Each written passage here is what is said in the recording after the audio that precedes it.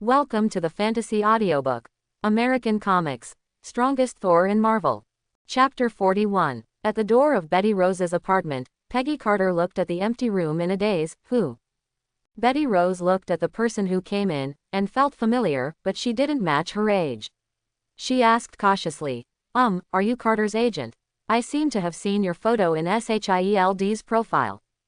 Well, I'm. Peggy Carter nodded. Well, Senior Carter, where did you get my boyfriend? Peggy Carter can't help but hold her forehead. Thor, you fool, dove on me as soon as you get back, and let me help you clean up this mess. After Peggy Carter comforted Betty, she found Maya Hansen through some information from S.H.I.E.L.D. and exchanged many things. Without knowing when Thor would return, Maya Hansen set up a small research center with her help. Although extremist research is stuck in a bottleneck, she also does some other research. Betty Ross finally accepted that her boyfriend left in an emergency to save the world and returned to the military laboratory. She, who was disturbed by Thor's affairs, and Bruce Banner, who was not very talkative, naturally couldn't spark. A few months later, an experimental accident, under the irradiation of gamma rays, Hulk was born. The newborn Hulk is almost irrational, and his only thought is to destroy everything in front of him. A green giant rushed out of the laboratory and disappeared into the night. The experimenters suffered heavy casualties, and a large amount of equipment was destroyed. Hulk, who was so emotional, didn't show mercy, and Betty Ross was seriously injured and paralyzed. Normally, with such an injury, he basically spends the rest of his life in a wheelchair. Fortunately, there is extremis, although there is no pre-injection, it will take a while to recover, but it is enough. She decided to jump ship to Maya Hansen's laboratory after her injury was recovered. The terrible consequences of the military's crazy experiments frightened her. Out of guilt for his daughter, General Ross did not object. On the other side, he was furious and sent a large number of people to search for traces of Hulk everywhere. However, Banner, who has not transformed, is a very smart person. He cannot be found without transforming, and cannot be defeated after transforming. Therefore, the search for Hulk has not progressed for several years, as if the world has evaporated. Before coming to Earth, with Thor's approval, Maya Hansen sold a small amount of Extremis to General Ross at a high price as research funding. While the modified version of Extremis has a minimal strength boost, the physical recovery effect is still very practical. In fact, General Ross was also very interested in the first-generation virus, but the explosive side effects made him dare not risk the disgrace of the world. Time passed slowly, and soon it was 2010. On this day, a major event that shocked the entire United States happened. Tony Stark, a genius inventor and young domineering president, was kidnapped by terrorists while attending a weapons conference in Afghanistan. For a time, the entire United States was in an uproar. In his capacity and the influence of Stark Industries, this could change the whole world. No one would have thought that this kidnapping would lead to the opening of a new era. This annoying playboy, because of this incident, the turtle became a superhero. In the dark space, Thor is thinking about where this is and how to leave. Kamar Taj's magician, kidney deficiency at critical moments is indeed true. I don't know what's going on outside now. At this moment, a deep voice rang in the ear. Kneel down. What? As the saying goes, a man has gold under his knees. And at Thor's knees, there is vibranium. I don't even kneel to Thanos. Who are you? Thor, who was already full of depression, said angrily, Get out. Kneel your mother. The dark space suddenly fell silent. Thor suddenly reacted and looked in the direction of the sound. Old sister, why did you come out suddenly without saying hello? The face of the person in front of him was frosty, and it was she who spoke just now, Hela. Well, Hela's mother is also Frigga, so I really have to kneel to her mother. Hello, if I didn't see you fall into the broken space crack, I wouldn't be interested in fishing you out. Now, kneel before your queen. Outsiders definitely can't kneel, since they are from our own family, definitely can't kneel either. Thor definitely knew that once he got down on his knees, it was hard to stand up straight. Thor spread his hands. Sister, don't be like this. Our Asgard is already a society where everyone is equal, and that kind of thing is no longer popular. Hela sneered. She understood that this guy looked honest and honest, but in fact he was much more cunning than Odin's old and immortal, and he got the point without paying attention when talking to him. From this point of view, he is actually an ideal heir to the throne. But you are the most suitable. She raised her hand, and a slender black long sword appeared in her hand.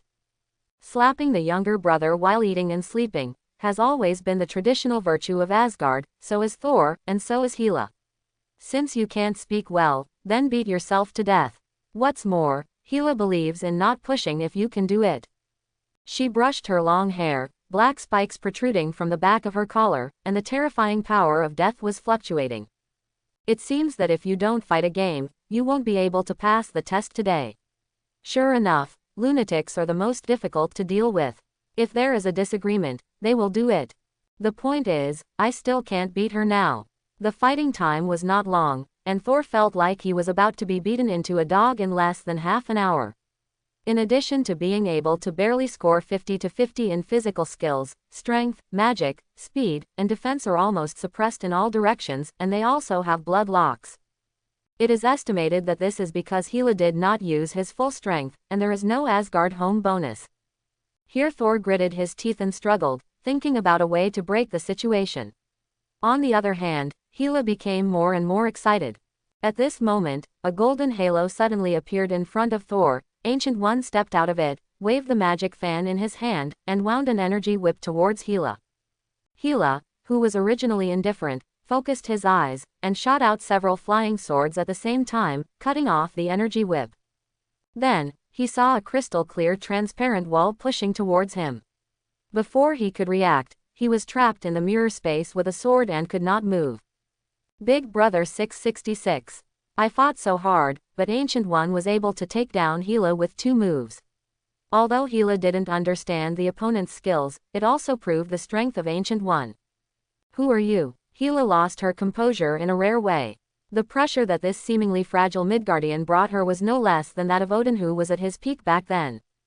Ancient One did not answer her question, but said indifferently, "The family affairs of the Asgard royal family have nothing to do with me, but this person came here because of my negligence, so I can't turn a blind eye." After finishing speaking, she turned and walked into the portal. The restraints on Hela were released, and she gasped for breath. Thor walked up to Hela and said in a low voice, "Asgardian of Midgard is the real #1 powerhouse in the 9 realms at this stage. Because of her, Midgard only belongs to the 9 realms in name." After speaking, follow Ancient One into the portal. Hela looked at the slowly shrinking aperture, with an uncertain expression on his face. For a moment, she almost wanted to rush out of this portal desperately. But when she thought that Odin would be summoned immediately after going out, and that powerful magician might block the door, she still suppressed the thought. Anyway, Odin doesn't have much time left, not a few years away. Hard-boiled Tony Stark was in a cave, banging away with a hammer when Thor left the seal through the portal.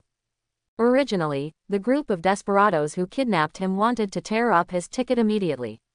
But the Jericho missile that Tony showed at the previous press conference was really useful, so the terrorists planned to squeeze out his last value. They sent materials and asked Tony Stark to make missiles for them. It's a pity that Tony is not a fool. I believe that after the terrorist got the missile, his conscience found out and let him go. What a joke. He didn't intend to make missiles in the first place. Under the threat of death, Tony Stark's already clever brain played super level, and began to build the first-generation steel battle suit among a bunch of missile parts. It's a pity that the humanoid silhouette he created has nothing to do with the missile. Even if the terrorist is a pig, he can feel something is wrong. After a severe beating from the society, the terrorist leader issued an ultimatum. If the missiles cannot be completed tomorrow, they will be slammed. It's a pity. When did Tony Stark suffer this kind of grievance? If he did, would it still be him? His assistant, Ethan, no longer had any scruples and accelerated the building of the armor. If Stark had been given a few more minutes, perhaps he would have succeeded. However, the vigilant terrorist leader watched the surveillance from time to time, and rushed over immediately after finding something wrong. The bomb tied to the iron door killed 2 young men, but it will take some time for the armor to activate, and the terrorists have already reached the door. At the critical moment, Ethan picked up an AK and walked towards the door. "No, come back quickly and follow the plan." Ethan turned back and smiled at him, and said firmly, "This is my plan." Regardless of Stark's dissuasion, he resolutely charged it out. The gunshots rang out, then died down quickly. Stark's eyes watered, and he now knew what that meant. When the terrorists rushed into the cave where Stark was held, what appeared in front of them was a burly figure with black metallic luster.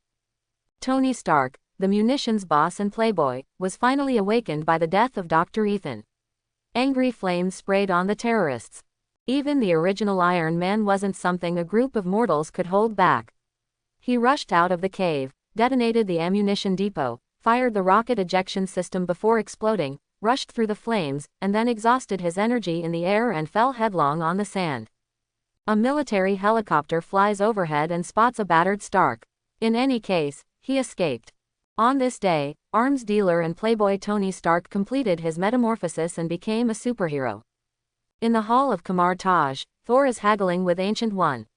He already knew that he had been displaced for nearly 5 years, which was too scary. If Ancient One's hand trembled, maybe when he came back, there would only be 3.5 billion people left on Earth. Well, it was indeed my mistake this time. May I ask what you need? As long as it doesn't violate the principle, Kamar Taj will try my best to satisfy you. Ancient One nodded with a wry smile. This is Thor's turn to be in trouble. Kamar Taj is different from Asgard. The perennial closure doesn't even have much money for incense. The poor are dying, and the Wi-Fi is all from a big country next door. The only thing that interests Thor is, for example, the thing that let me go back to the past. Or is there any red cloak that can fly around by itself? The forehead cloak is also fine. I have used this cloak for more than 1,000 years. It's time to change. P.S. There is a plot, and I want to solicit the opinions of readers about Iron Man. First of all, the author will not let Tony die alone. Captain America at least has a Bucky. Then, Tony's object selection. One is to follow the original, Pepper Potts Pepper. Another kind, that girl is actually more suitable for Tony in my opinion. She is equally smart, full of technological ability, equally distinguished, can invent all kinds of weapons, is good at making armor, and has more money than Tony. You should be able to guess who it is. I think the second is more interesting, but considering Tony's popularity is very high, I don't know if fans can accept this setting. Looking at this face that seemed to understand nothing, Ancient One resisted the urge to smash the guy's head, and said in a low voice, "The Eye of Agamotto is something that the Sorcerer Supreme swore to protect, and the levitation cloak belongs to the next Sorcerer Supreme." Is that so? Thor pretended to think for a while, and then his eyes lit up.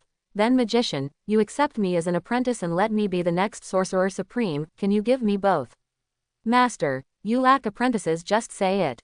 Ancient One felt that his image of being an outsider was about to lose its hold. How shameless. It's the cub of the Odin family. Eventually, the Ancient One gave Thor a sling ring that could be used to open the portal, and taught him how to use it. Although Asgard has Bifrost that can be used to teleport, Bifrost has a longer activation time and is more suitable for airborne large armies, while Sling Ring is more flexible in normal battles. In his previous life, Thor had seen Doctor Strange cooperate with the crowd to besiege Thanos. According to the method given to him by Ancient One, Thor learned how to use the Sling Ring in more than an hour. Ancient One and a group of magicians are amazing. This level is almost rare in Kamar Taj in 100 years. Unfortunately, they are from Asgard. Thor sighed a little. No wonder Ancient One tricked Doctor Strange. He learned it in 2 minutes in the cold environment of Mount Everest. No wonder it was called a legend of history. This magical ability is really terrifying.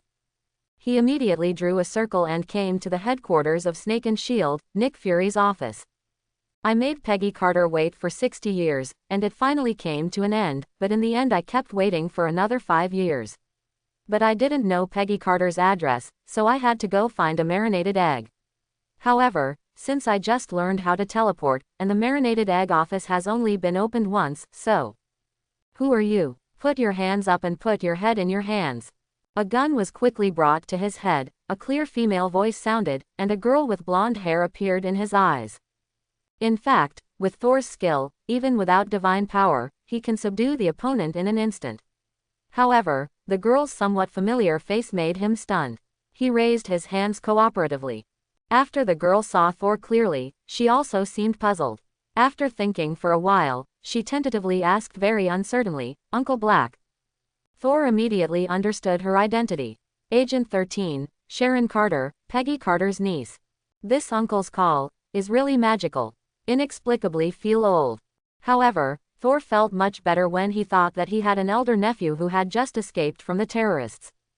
Thor put down his hand, nodded and said, Are you Peggy's niece? I often hear her talking about you. The gun that had just been put down was immediately raised again. As far as I know, you and my aunt have not seen each other for 65 years. Do you think I look like a 65-year-old? Gritting her teeth. Sure enough, what Mama said was right. The more attractive a man is, the more deceitful he is. I have a go. Are all agents so sharp? It's almost impossible to set it up.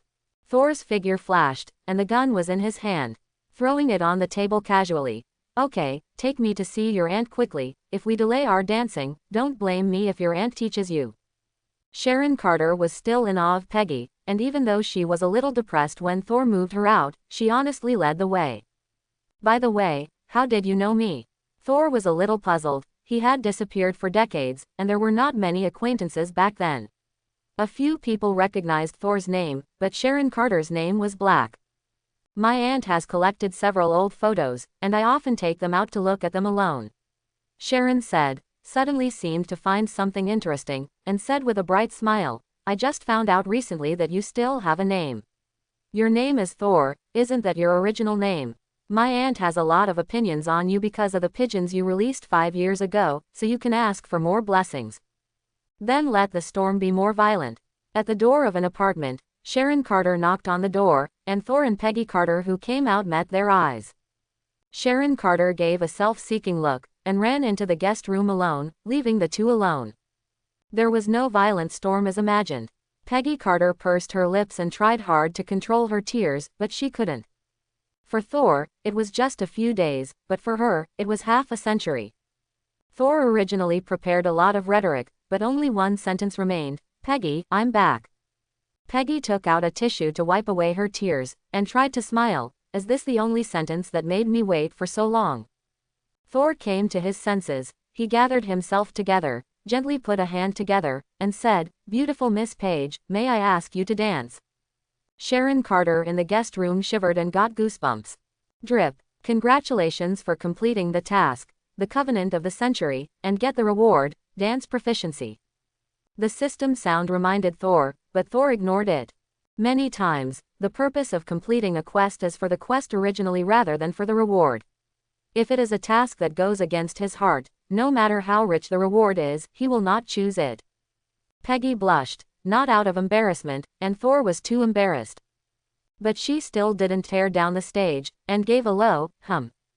Thor hugged her and said softly, It's all over, I won't leave again. In the next few years, the world will undergo major changes and truly enter the superhero era. For so many years, my appearance has not changed. You did it, right? Peggy asked suddenly. Yes, for mortals, birth, old age, sickness and death are the laws of nature. Longevity is not a good thing. It often means endless loneliness after the partner leaves. But I am in Asgard, and my lifespan is far beyond ordinary people, so I will not let such a thing happen on us. Then why didn't you tell me earlier? For a long time, I thought how desperate I would be when I faced you with dementia in my 40s. Peggy smiled lightly. Thor coughed lightly. Didn't I want to surprise you? In fact, when he finally completed the mission of eternal life, he only made up his mind on the spur of the moment. Previously, the plan he considered was to wait until he returned to modern times, and try to borrow the time gem from Ancient One to restore Peggy's youth, even if he used Strange as a threat. Thor never minded being a villain for the sake of those around him. Peggy Carter briefly told Thor some things over the years. After the war was won, Peggy Carter, Howard Stark, and Colonel Phillips founded S.H.I.E.L.D. Later, although her appearance remained unchanged, Peggy, who kept Thor's advice in mind, still chose to retire when she reached the age. And Howard has been paying attention to S.H.I.E.L.D. until he was assassinated by Hydra in 1991. He let Stark Industries announce his death. In fact, he has been tracing the truth behind the scenes. Unfortunately, until his death a few years ago, there has been no progress. The two got into the car side by side and drove towards a nearby high-end dance hall. Sharon Carter came out of the bedroom and said with a sigh, "The rustic love story from half a century ago can actually make my aunt, who is so emotional, what a ghost." It turns out that Thor, who was listed as a secret more than 10 years ago, was Lieutenant Colonel Black back then. I'm afraid Director Nick is still keeping it in the dark. Forget it, this matter is out of my control. I didn't expect that your dancing skills are so good. In the middle of the night, when Thor sent Peggy Carter home, Peggy suddenly sighed. Originally, she was ready to go home with a limp, but found that Thor was guiding her throughout the process. Thor laughed and said, "Why, do you really think I'm a barbarian who only knows how to fight and kill?" Peggy smiled, patted him, and asked, "Come up for a drink." Thor definitely would not refuse. The two entered the house. Sharon Carter had already left, and time was left for them. "Oh, my God, this is too incredible." The next day, at Maya Hansen's research center, Betty Ross exclaimed instantly when she saw Maya Hansen, who was more than 10 years younger in an instant. Maya Hansen has known herself for 15 years, and she was only in her early 20s. Although she hasn't changed much now, she has matured a lot. Thor was blessed with eternal life, and suddenly returned to his previous appearance. "Now believe that I didn't lie to you, right?" Thor smiled at Betty. "You were my magic stick all the time." Betty blushed and stopped talking, and suddenly looked at Thor expectantly. Although she is still young, for most girls, if they are over 25, they feel old.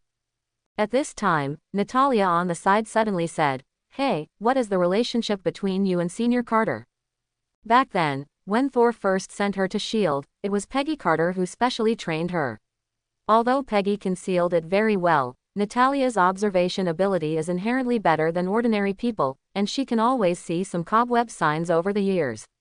Moreover, Peggy's appearance obviously didn't match her age. Now that she saw Thor's miracle, she basically confirmed her guess. Thor didn't intend to hide it, and said slowly, "You guessed right, we knew each other more than half a century ago. At that time, we were still at war with Mustache." "Sure enough, then, you shouldn't be using your real identity at the time, right? I don't believe that you will be unknown because of your character." Thor rolled his eyes. "It seems that the time we have really been together is only 2 or 3 days, right? How can you believe that you know me so well?" Natalia rolled her eyes back. "For 2 or 3 days, most of the time, I have been watching you pretending to be aggressive, and I don't understand that it is a problem of IQ." She put her chin on her cheek and thought about it. In the records, there are only a few famous people who are familiar with Peggy, excluding a few who are obviously not, like Donald Blake, vice captain of the Howling Commando, the lover of Agent Carter. Betty Ross and Maya Hansen looked shocked at the same time. Although the name is not as well known as Captain America, it is not much different. Even because of his personality, he is more popular with girls. "I didn't expect that the hero I always admired when I was a child actually appeared in front of me. And he once saved me from a group of gangsters." Betty Rose's eyes were already staring, and Maya Hansen was not far behind. Natalia wanted to tell them the truth. At this moment, she suddenly felt sour in her heart. "I thought I was the first person to know Thor, but I didn't expect him to be together decades ago. By the way, how is your father's research going?" Thor looked at Betty. "As usual, my father couldn't find the Hulk. He always wanted to recreate a Hulk, but he never succeeded. Although the only Bronski was successfully injected with the serum, his improvement was limited." Thor pondered for a while, and said to Maya Hansen, "Tell General Ross the position of Bruce Banner, and exchange for a super soldier serum. Although it is a defective version, I believe you can optimize it accordingly." Maya Hansen nodded and asked, "What about Extremis? Last time I sold a batch to General Ross as a research grant, and many organizations wanted to buy it, but I refused. Dilute it, sell it as a one-time healing potion, and sell it to the world." Thor is not worried about the potion being used by his enemies. The effect of Extremis is against the sky for ordinary people, but for a certain level of strong people, the effect is actually not obvious. Like Asgard people's self-recovery ability is not much worse than its effect, let alone diluted. Besides, I'm really poor, and the universe currency is not applicable on the Earth. After forming the Avengers in the future, I will be the leader, so I can't go to Stark to live there. General Ross delivered the reagents that afternoon. After so many years of failure, he no longer puts his hope in the serum. Only by finding Hulk can he find a way out through the research of successful individuals. Thor handed the serum to Maya Hansen casually, and then said a place name. At this time, Tony, who had just returned from Afghanistan, got out of the car with a plaster cast in one hand and a Big Mac in the other. An amiable big bald head rushed up, hugged him and said, "Oh, Tony, my dear son, you are so worried about me, I thought I was going to the hospital to see you. Oh, how can you eat a hamburger?" This situation is more concerned than his own son. With his support, Tony walked into the press conference venue, sat down under the podium, and opened his mouth while gnawing on a hamburger. "I haven't had time to say goodbye to my father. So, I haven't had time to ask him about many things, ask him what he thinks about this company, whether he has had conflicts or doubts in his heart. Perhaps, he is not as we saw in the newsreels. In Afghanistan, I saw young people being killed, dying in the weapons that we designed to protect them. And I, who designed so many weapons, became part of the irresponsible. Even the logo of Stark Industries is printed on the missile that injured me. In addition to making weapons, I can use other ways to contribute to the world. So I decided to close Stark Industries' weapon sales." Everyone in the audience felt that something big was going to happen when they heard half of it, and when they heard that they would not sell weapons, they would be blown up in an instant. The reporters rushed to ask questions one by one. Obadiah went crazy on the spot. As the second shareholder, it cost him half his life. There has never been an era of peace, only a peaceful country. A voice suddenly appeared, although it was not too loud, it suppressed the noise of the scene. Thor walked in alone. Everyone looked together, including Stark. Thor continued, "In many cases, peace needs war to win. Your father's purpose in making weapons was not to start war, but to fight for peace. There is no good or evil in a weapon, it is just a tool, and it is the person who wields it that determines its nature." Stark frowned slightly, intending to refute, when Thor changed the subject. "Contributing to the world, your father chose his own way. This way is suitable for his philosophy. It is that era, but it may not be suitable for you. In my opinion, a true genius will not be limited by a single field. Howard's son should not follow the arranged path for the rest of his life. Even if you don't make weapons, I believe you can find your own path." When everyone was not optimistic about Stark's decision, Thor ran out to support a wave. "Well said." Tony was the first to take the lead in applauding, and then asked his doubts. "Sir, you seem to be very familiar with my father, but I have never met you, and you don't mind telling me your identity, right? I wonder who the hell is someone who thinks like me. Definitely want to tell you, why don't I come here to help you pretend today?" Thor snickered, and in front of all the reporters, he said loudly, "I, Thor Odinson, many people don't know me. But more than 60 years ago, I had another identity, the deputy captain of the Roaring Commando, Donald Blake." The reporters were in an uproar, and after a brief silence, the sound of click, click, pictures continued, and Stark on the stage opened his mouth wide in shock. In the audience, also shocked was Phil Coulson, who came to inquire about Iron Man's secrets. Although he had known for a long time that His Royal Highness Thor's identity was unusual, he never expected that there would be such a thing. "So he knew Captain America. I don't know if there is the captain's signature. You said you were the one my father mentioned." "Yes, I had a very good relationship with Mr. Howard at that time, and he even decided to let his future children call me uncle. So." His eyes signaled, "You understand." Stark. Thor's attempt to identify his nephew was unsuccessful. In Stark's eyes, the person in front of him seemed to be a relative who came here to make connections when he was developed, and he didn't find a good excuse. Looking younger than him at this age, the credibility of Howard's illegitimate child can be higher. "You fool, you're going to cause trouble for me once you come back." In S.H.I.E.L.D. Nick Fury's office, the Black Stew complained angrily, "Do you know that you are almost overshadowing Stark in the limelight now? A legendary figure decades ago suddenly appeared."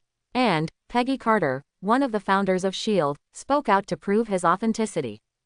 "Calm down. When Tony Stark comes back from Afghanistan, all kinds of incredible things will happen more and more, people will get used to it soon." Nick Fury was taken aback, and immediately thought of something. You mean, more superpowers will appear? My plan can start. Thor nodded. People from the military left in a hurry this afternoon. Do you know the reason? Hulk. They must have found Hulk. Potato stood up and asked, what are we going to do now? Thor waved him to sit down and said, don't do anything, he can't catch Hulk. Even if you recruit the Hulk now, the military won't let it go. Only when they understand that they can't control this, you have a chance. Nick Fury nodded. Understood. How can I explain to the public that you announced your identity? No need to explain anything, they won't take long to get used to. Anyway, there will be more other antiques appearing soon. Steve Rogers, just one of them. In a slum somewhere in Brazil, a shirtless middle-aged man is sitting cross-legged in meditation. It has been more than half a year since his last transformation, and this is the longest time he has been peaceful. Over the years, while hiding, he searched for various ways to calm himself down.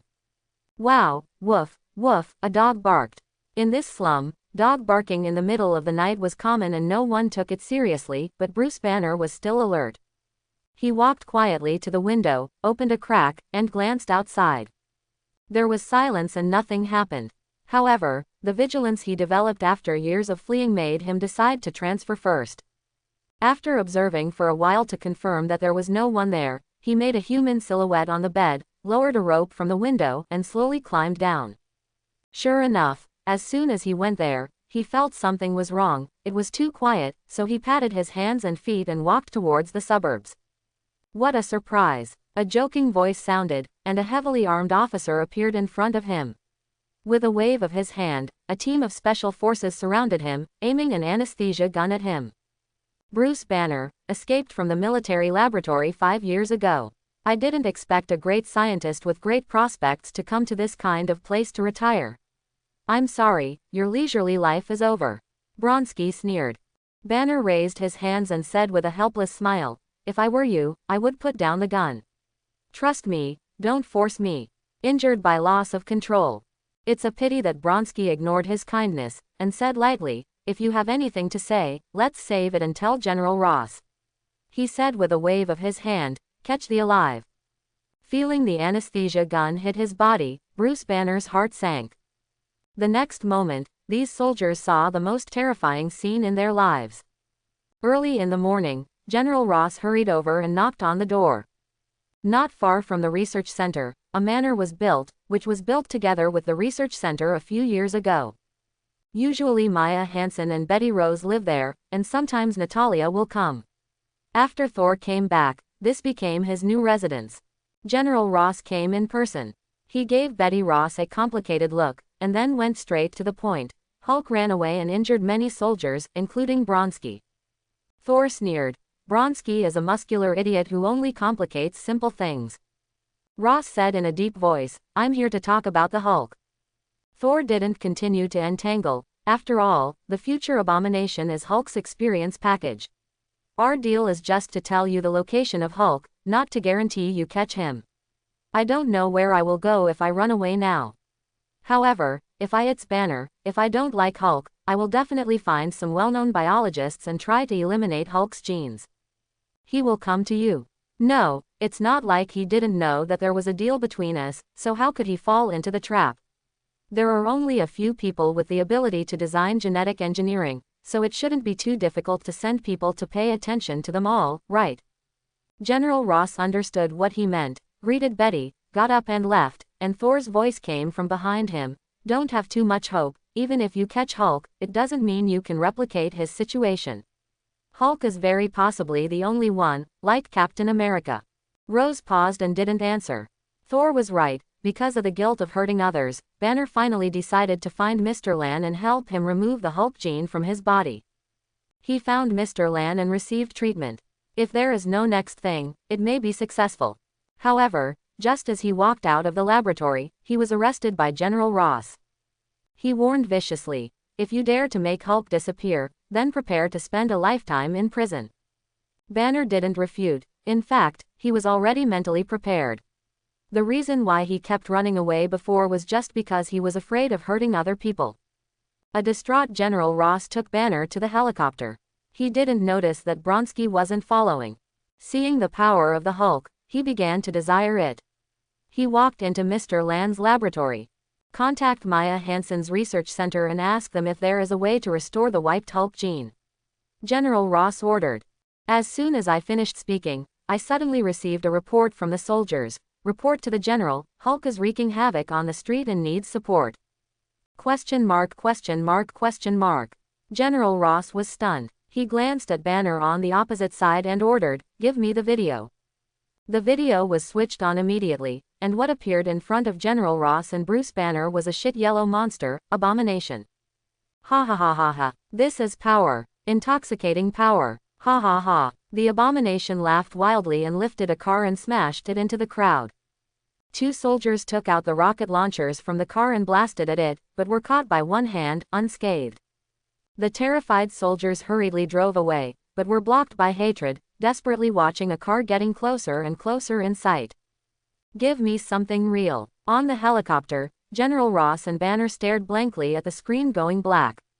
Order to bring all the troops here. General Ross ordered helplessly. He finally understood what Thor said, but it was too late. No, Banner said, ordinary troops will die against him, because I have felt the power. Let me go. Ross turned back and said in a low voice, "Do you know what you're doing?" Banner nodded. "We created this thing, and we should bear it all." General Ross hesitated for a moment, then fixedly glanced at him, and said, "Landed near it." "No, open the rear hatch and I'll jump in." "Trash, they are all trash, give me a stronger opponent." On the street, hatred is still raging, destroying everything in sight. A messy street, full of chaos and death, people seem to have come to the Middle East. On the other side of the street, a figure fell from the sky and fell heavily on the ground, creating a deep hole. A few seconds later, a huge green fist rushed out of the deep pit to the ground. Hulk, strike. In midair, Thor looked at this scene and laughed dumbfoundedly. Banner, you are too unkind. When you are free, you always treat Hulk as a monster and try to eliminate him. But when something happens, you want to use Hulk's power to wipe your ass. No wonder Hulk didn't get along with you later. Moreover, you are not afraid that your transformation method that fell from the sky will fail if you use it too much. Below, Hulk, who got out of the deep hole, tore off his bursting top, posed for a pose, and roared, almost overwhelming the noise of the street. The Abomination a few kilometers away recognized Hulk's voice, and he grinned, "Hulk, yay." In the ruins, two giant runners were getting closer and closer, and then they collided fiercely, sending out a huge shockwave that even overturned several surrounding cars. The Hulk flew upside down and hit a newsstand before he managed to stabilize himself. He slapped a car, ripping it in half, and then with half the car in each hand, he charged at the Abomination, knocking the Abomination down with a sledgehammer. He took advantage of the momentum to pursue, raised the huge car and smashed it towards the Abomination. If it is Hulk in normal state, it will not take much effort to deal with such a defective product. Now, however, thanks to Dr. Blue's treatment, most of the Hulk's cells have been killed, and if it wasn't for the thrill of falling from a height, Hulk might have been wiped out. Arguably, Hulk right now, out of his weakest moment. And hate, unlike Hulk's shirtless, has a lot of bone spurs all over his body, and a row of hard spikes on his back.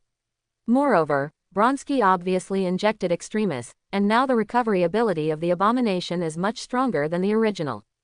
After being attacked a few times, Hate gritted his teeth and sneered, "That's all you need."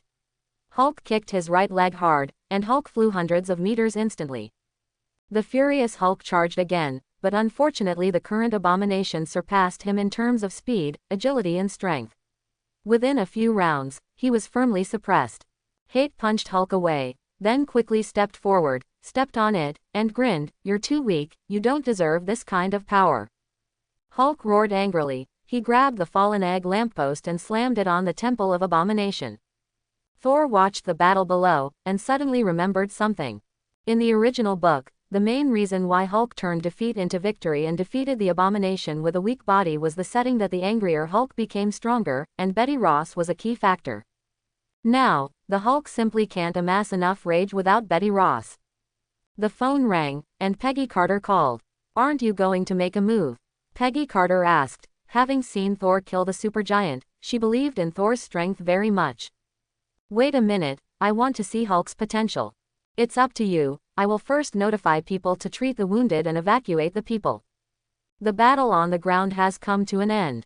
Although Hulk has exploded many times, it is still difficult to defeat the abomination.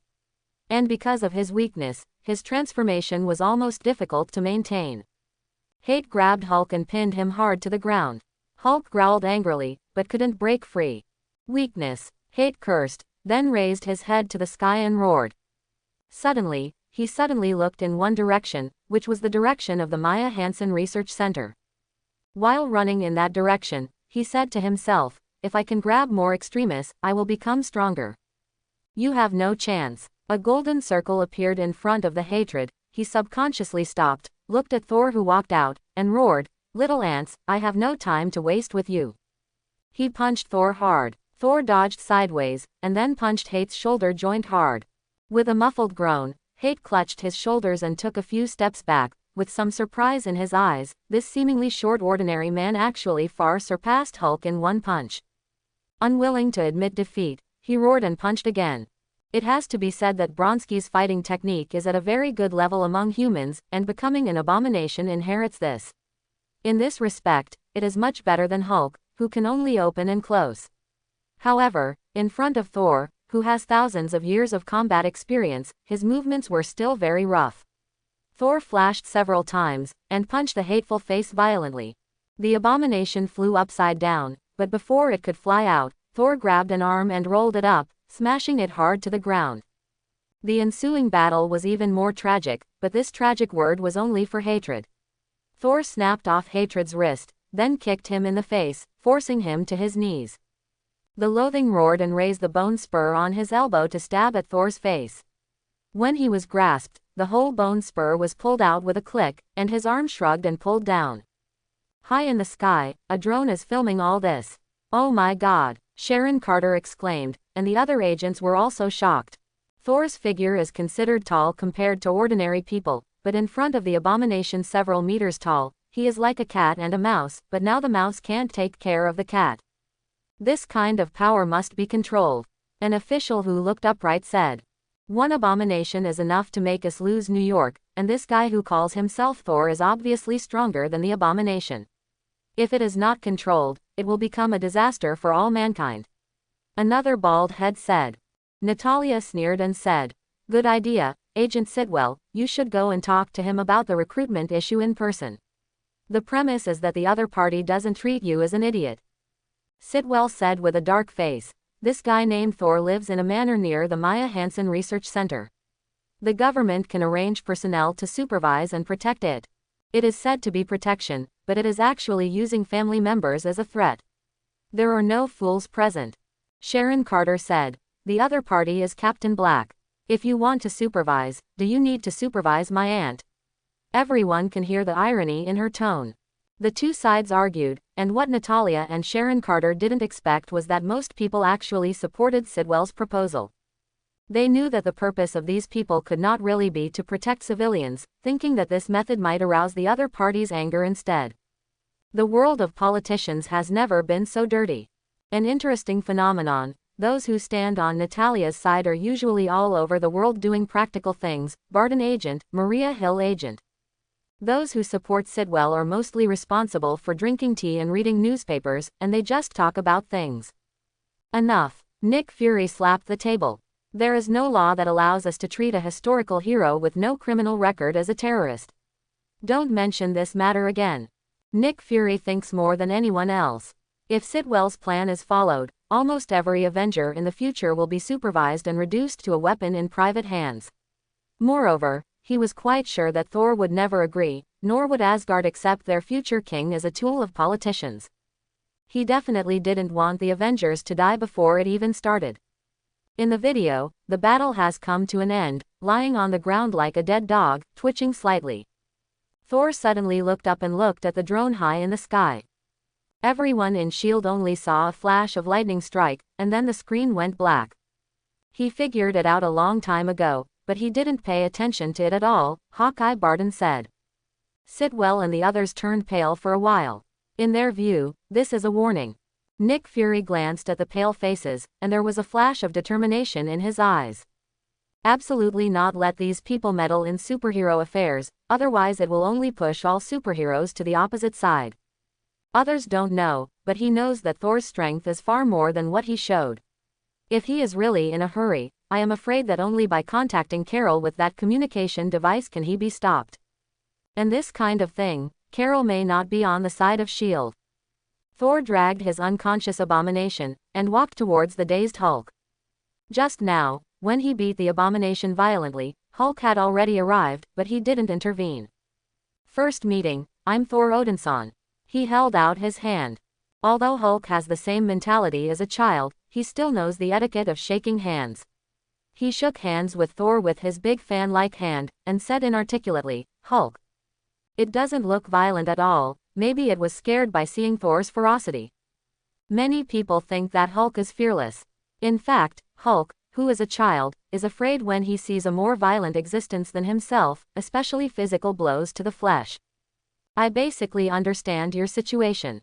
On the one hand, you and Banner are the same person, but at the same time have different ideas. But in any case, you are closely related and should accept each other. Therefore, you should communicate with Banner normally. After all, Banner is a weak coward, strong Hulk always bullies him, he's going to hide from Hulk. Hulk was impatient to hear the previous words, but the last sentence made him very satisfied. He stomped his feet and said, Banner, weak. Hulk, strong. After speaking, his body suddenly began to shrink, and soon turned into a Banner in shorts. Who I am? Where am I? Banner regained consciousness in a daze. He felt very strange. In the past, Hulk would exhaust his physical strength to transform back, but this time he took the initiative to return his body to him. He looked around and saw Thor. I convinced Hulk to go back, came Thor's voice. Are you kidding me? No one can communicate with the Hulk. Thor patted him on the shoulder with a faint smile. Hate can talk, why can't Hulk? You and Hulk are destined to be entangled, and blindly treating him as a virus or a monster will only make the differences between the two of you bigger and bigger. Banner argued. But Hulk was always very violent, he caused so much damage and hurt a lot of people. Actually, Hulk has never hurt you. Even this time, compared to the abomination that wreaks havoc, although Hulk still has difficulty controlling his own power, at least he won't intentionally destroy. He glanced at Banner who didn't care, and continued, Hulk is a knife. What you have to do is not to escape in fear, but to find a way to accept him, not to mention controlling this knife, at least let it be used as much as possible, where it should be used. Although what you said makes sense, I can choose not to use a knife. Violence can't solve problems in many cases. Banner still shook his head. It has to be said that he is a kind-hearted old man, the kind who is least used to using violence to solve problems. Such a person has become the most violent superhero Hulk. He can and wants to rely on his brain to solve problems, but he has to rely on powerful force to exercise violence. It has to be said that fate is impermanent. This kind of feeling is probably like writing homework for a summer vacation after a lot of hard work. When the school starts, the teacher tells you that there are answers later, and the homework does not count. At that time, maybe you can't help it. Just like this time, you finally chose to use violence. Thor didn't bother to argue with Banner at this time. In the future, he will have to use the power of the Hulk again and again, and then he will understand. Regardless, Thor doesn't want them to end up as Dr. Hulk. It seems to have completely controlled Hulk, but without the angry Hulk, how much strength can he exert? Besides, Banner's combat ability is hard to describe, and anti-Hulk armor is useless for him. Bruce Banner finally chose to escape. He left the United States. He's not ready to be a superhero yet.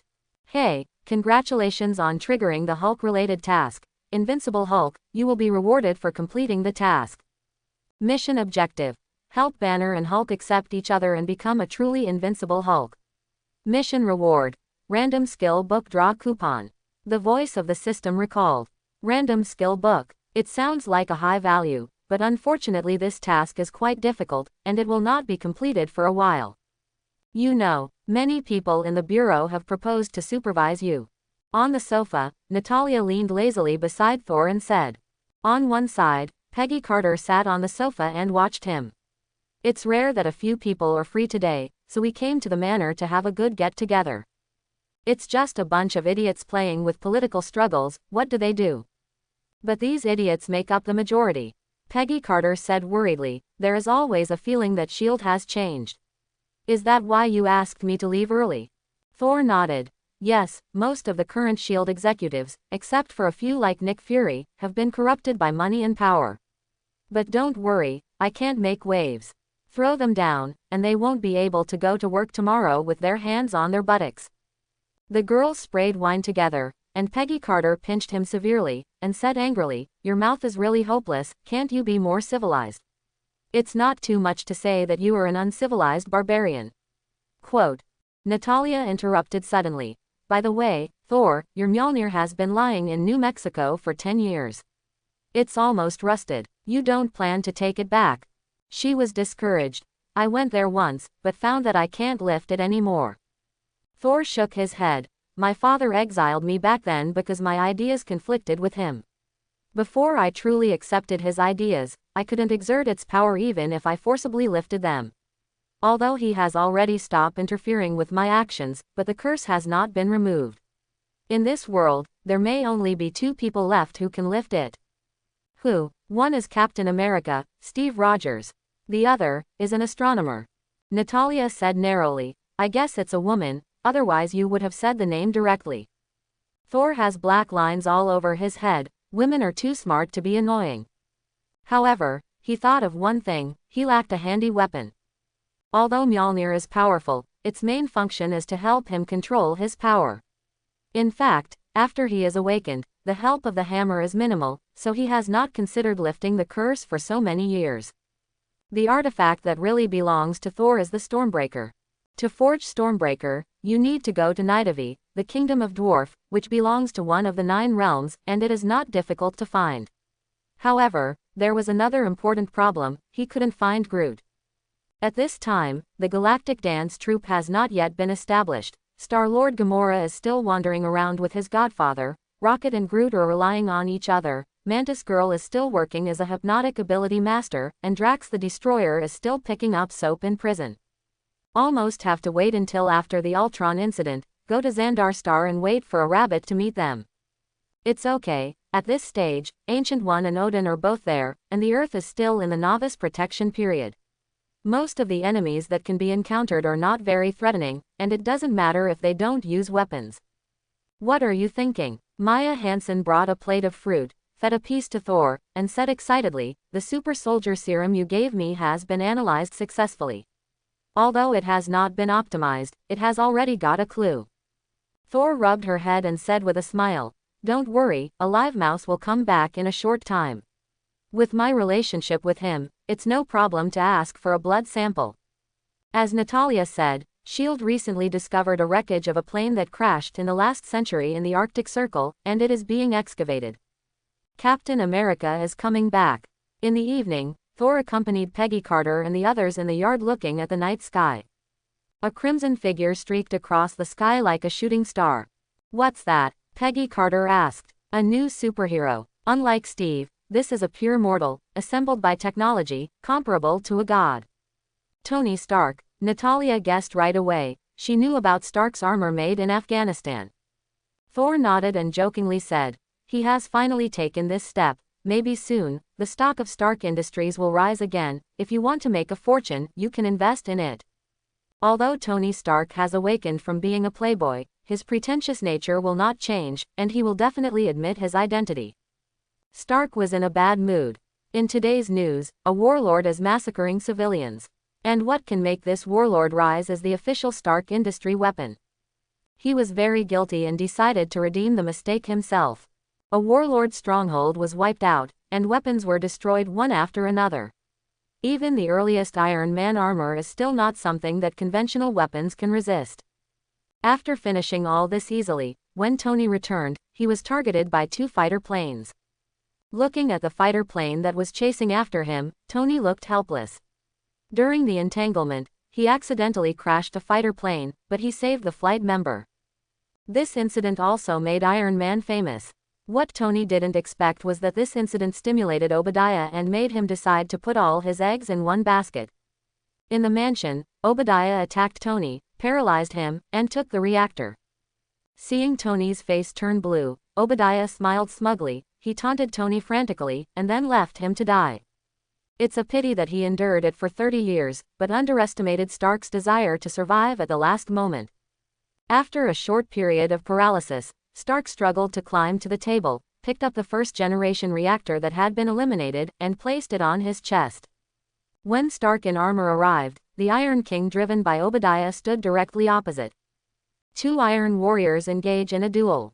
In terms of strength, Stark's Mark III is no less than Iron King, but the problem is that even the best car has to burn oil. After Bububu fired a few laser cannons, Jarvis frantically called the police, making Tony realize that he can't fight like this, he can only try to fight with the opponent. However, heavy mechs like the Iron Overlord originally valued strength, and Mark III became a humanoid sandbag and was punched and kicked. With the energy alarm of Jarvis inside and the brutal ravages of the Iron King outside, Tony finally thought of a way. He rushed to the sky at full speed, and the Iron King chased after him. With 5% of the energy left, the Iron King grabbed Stark's feet and pulled him off. Obadiah's bitter voice came out. "I am better and stronger than you. You accept your fate." Stark replied lightly. "Then how did you solve the freezing problem?" Obadiah was taken aback for a moment, and then the screen in front of him went black. Stark smiled triumphantly. "Let me check it for you." He lightly punched the Iron King on the head, breaking a piece of ice, and the Iron King fell quickly. Since ancient times, the villain died of talking too much, and the decent died of being cheap. Because a piece of ice was missing from his head, the circuit recovery of the Iron Overlord was a little bit faster, and he recovered a second before he fell to the ground. Stark, who had almost run out of energy and fell to the ground, stared blankly at the Iron Overlord who stood up again. His energy was only 2% left, and he couldn't last a round. Obadiah laughed wildly. "Hey, Tony, is there another way? If not, go to hell." He was not in a hurry to deal with Stark, but to let him taste the despair so that he could pay back his 30 years repressed. For a moment, Tony was really desperate. He was out of options. However, the next moment, he made an unexpected move. At the last moment, Stark unleashed his last energies and charged in the direction of Thor's manor, with a loud cry that resounded through the heavens and the earth. "Uncle, help me!" Thor, who had heard the movement a long time ago and rushed over to observe secretly, was full of black lines on his forehead. After Natalia knew the situation here, she called a team of agents, and she heard it now. "Didn't expect you to be such an Iron Man." In fact, when a bigwig like Peggy Carter stepped forward to confirm Thor's identity, Stark basically believed what he said that day. And a few days ago, through his good friend Rhodes, Stark got the information that Thor hanged the abomination, so in his opinion, it is no problem to deal with an Iron Overlord. The most important thing is that it is about your life, so lose face if you lose face. Obadiah was not in a hurry to take Tony's life. He was like a cat playing with a mouse, keeping a distance and chasing all the way. Before he knew it, he crossed a red line. Tony Stark was running with all his strength, his energy was basically exhausted, he could only use it to maintain his life, and now he was running wildly dragging his heavy armor purely by physical strength. At this moment, I suddenly felt a figure passing by my side quickly, and then there was a huge amounts of roar behind me. Bang! Before the Iron Overlord could react, a strong blow hit his chest, and he flew backwards, leaving a black hole in his chest. Obadiah looked at the blonde young man in front of him, roared, and raised his iron fist as big as a water tank to strike. The punch was powerful enough to crush a tank. Tony clutched his chest and hid in the corner, watching this scene, complaining, "A soil beetle is a soil beetle, as soon as he has strength, he thinks he is a god." He could clearly see the power of that kick just now and the destructive power it caused, but Obadiah still tried to go head to head with the opponent. Sure enough, Thor blocked the iron fist of the Iron Overlord with one hand, pulled back, and then flew up and stepped heavily on the shoulder. With a click, an arm fell off. If it was an exoskeleton armor like Iron Man, this one would be enough to make Obadiah roll on the ground in pain. But the Iron Overlord is a pure robot, and the controller hides in a relatively safe place inside to control everything. Even so, Obadiah was still terrified. He hurriedly raised his other hand, and the heavy artillery was about to be fired. "Be careful," exclaimed Tony, who was hiding in the dark and observing. World War II hero, die to me. Obadiah grinned and pressed the launch button. A missile whizzed towards him, and Thor Thunderbolt wrapped his arm and blasted it with a punch. Huge amounts of the explosion left him unscathed. The terrified Obadiah wanted to continue to attack, but Thor's lightning was faster than him, and the electric current from his fingertips shot at the launcher like a six-veined sword, destroying it instantly. While he was still in a daze, Thor sprinted to his side, grabbed a piece of breastplate and pulled it hard, and a steel plate was torn off. Without giving him time to react, he attacked with both hands left and right, and the steel plates were removed one by one. Tony was completely shocked. Although he knew that this uncle was very fierce, he didn't expect to be so fierce. He was like a humanoid Hulk. No, Hulk isn't as brutal as he is. Obadiah was already scared to pee, and there was a strange smell inside the closed iron tyrant, but he didn't care about these, and was about to run away immediately. But he couldn't get rid of Thor hanging on him, like a lion hanging on a wildebeest, and kept bleeding him. As a huge amount of electric current came, all the circuits of the Iron King were overloaded for an instant, and then went out, and Tony thought he was paralyzed by rolling around. No, it's impossible, it's impossible. Let me go, please let me go, I'll give you all my shares. He yelled in horror, but he couldn't move, and watched Thor helplessly. Lifting off the last steel plate, he was pulled out and thrown to Tony's side. Fool, after tonight, do you still have fart shares? Nephew, I leave it to you. Definitely, if you don't have the heart to do it, I can help you. Learn about Yang's electrotherapy. Thor held out his hand, and a small arc flickered at his fingertips. Chapter 51. Tony, you won, but don't get too complacent. I won't die, I will go to jail at most. Just wait, I will definitely come back. All of a sudden, she roared wildly. Thor sneered. What an idiot, no wonder he can only be a grandson for so many years. Looking at Stark, he gave him a look. Stark looked at the old man who had been in the company for more than 30 years with a complicated face, and hesitation said, he is powerless to resist now, we should hand him over to the law. Thor interrupted before he finished speaking. You are also an idiot, no wonder you have been buried in the drum for so many years. Use your 500-point IQ brain to think about it. With his identity, the probability of death penalty is almost zero. This guy holds a lot of secrets of the Stark industry. Even if he is sentenced to life imprisonment, a lot of people will want to get him out. Tony's face paled. He definitely knew this, but he was still a little unwilling to accept the reality when it came to the end. Thor made up the knife. It's okay to let him go. Let him sell more weapons to the warlords in the Middle East. Maybe he can get a few more Ethans. Thinking of Ethan's sacrifice, Stark felt uncomfortable again, and he nodded slowly, making up his mind. Tony finally pulled out his pistol and gave Obadiah a kick. Seeing that he was depressed, Thor didn't bother him anymore and left alone. When Obadiah's cause of death was finally announced, it became a plane crash. The truth cannot be disclosed. If the public knows that Obadiah, the second in command of Stark Industry, secretly has affairs with terrorists and provides a lot of weapons, not only Stark Industries' reputation will be bad, but the government's international reputation will also be great. Fall. Although the original reputation is not very good. At the press conference, Tony was reading out the manuscript that Rhodes handed over, but a beautiful reporter interrupted him. Facing the reporter's doubts, he replied, I'm not a hero, obviously I have too many character flaws. I have done too many wrong things, and the influence is very bad. Rhodes leaned over and reminded, just read it according to the script. Tony nodded, glanced at the manuscript, then raised his head, and said slowly, actually, I am Iron Man. Facing Tony's change of mind, Rhodes helplessly covered his face. After dealing with the crazy reporters, Stark returned to the backstage. Thor was looking at him with a smile on his face, and teased, should I call you nephew now, or Iron Man? Stark looked gloomy, the good mood he had just skinned was gone.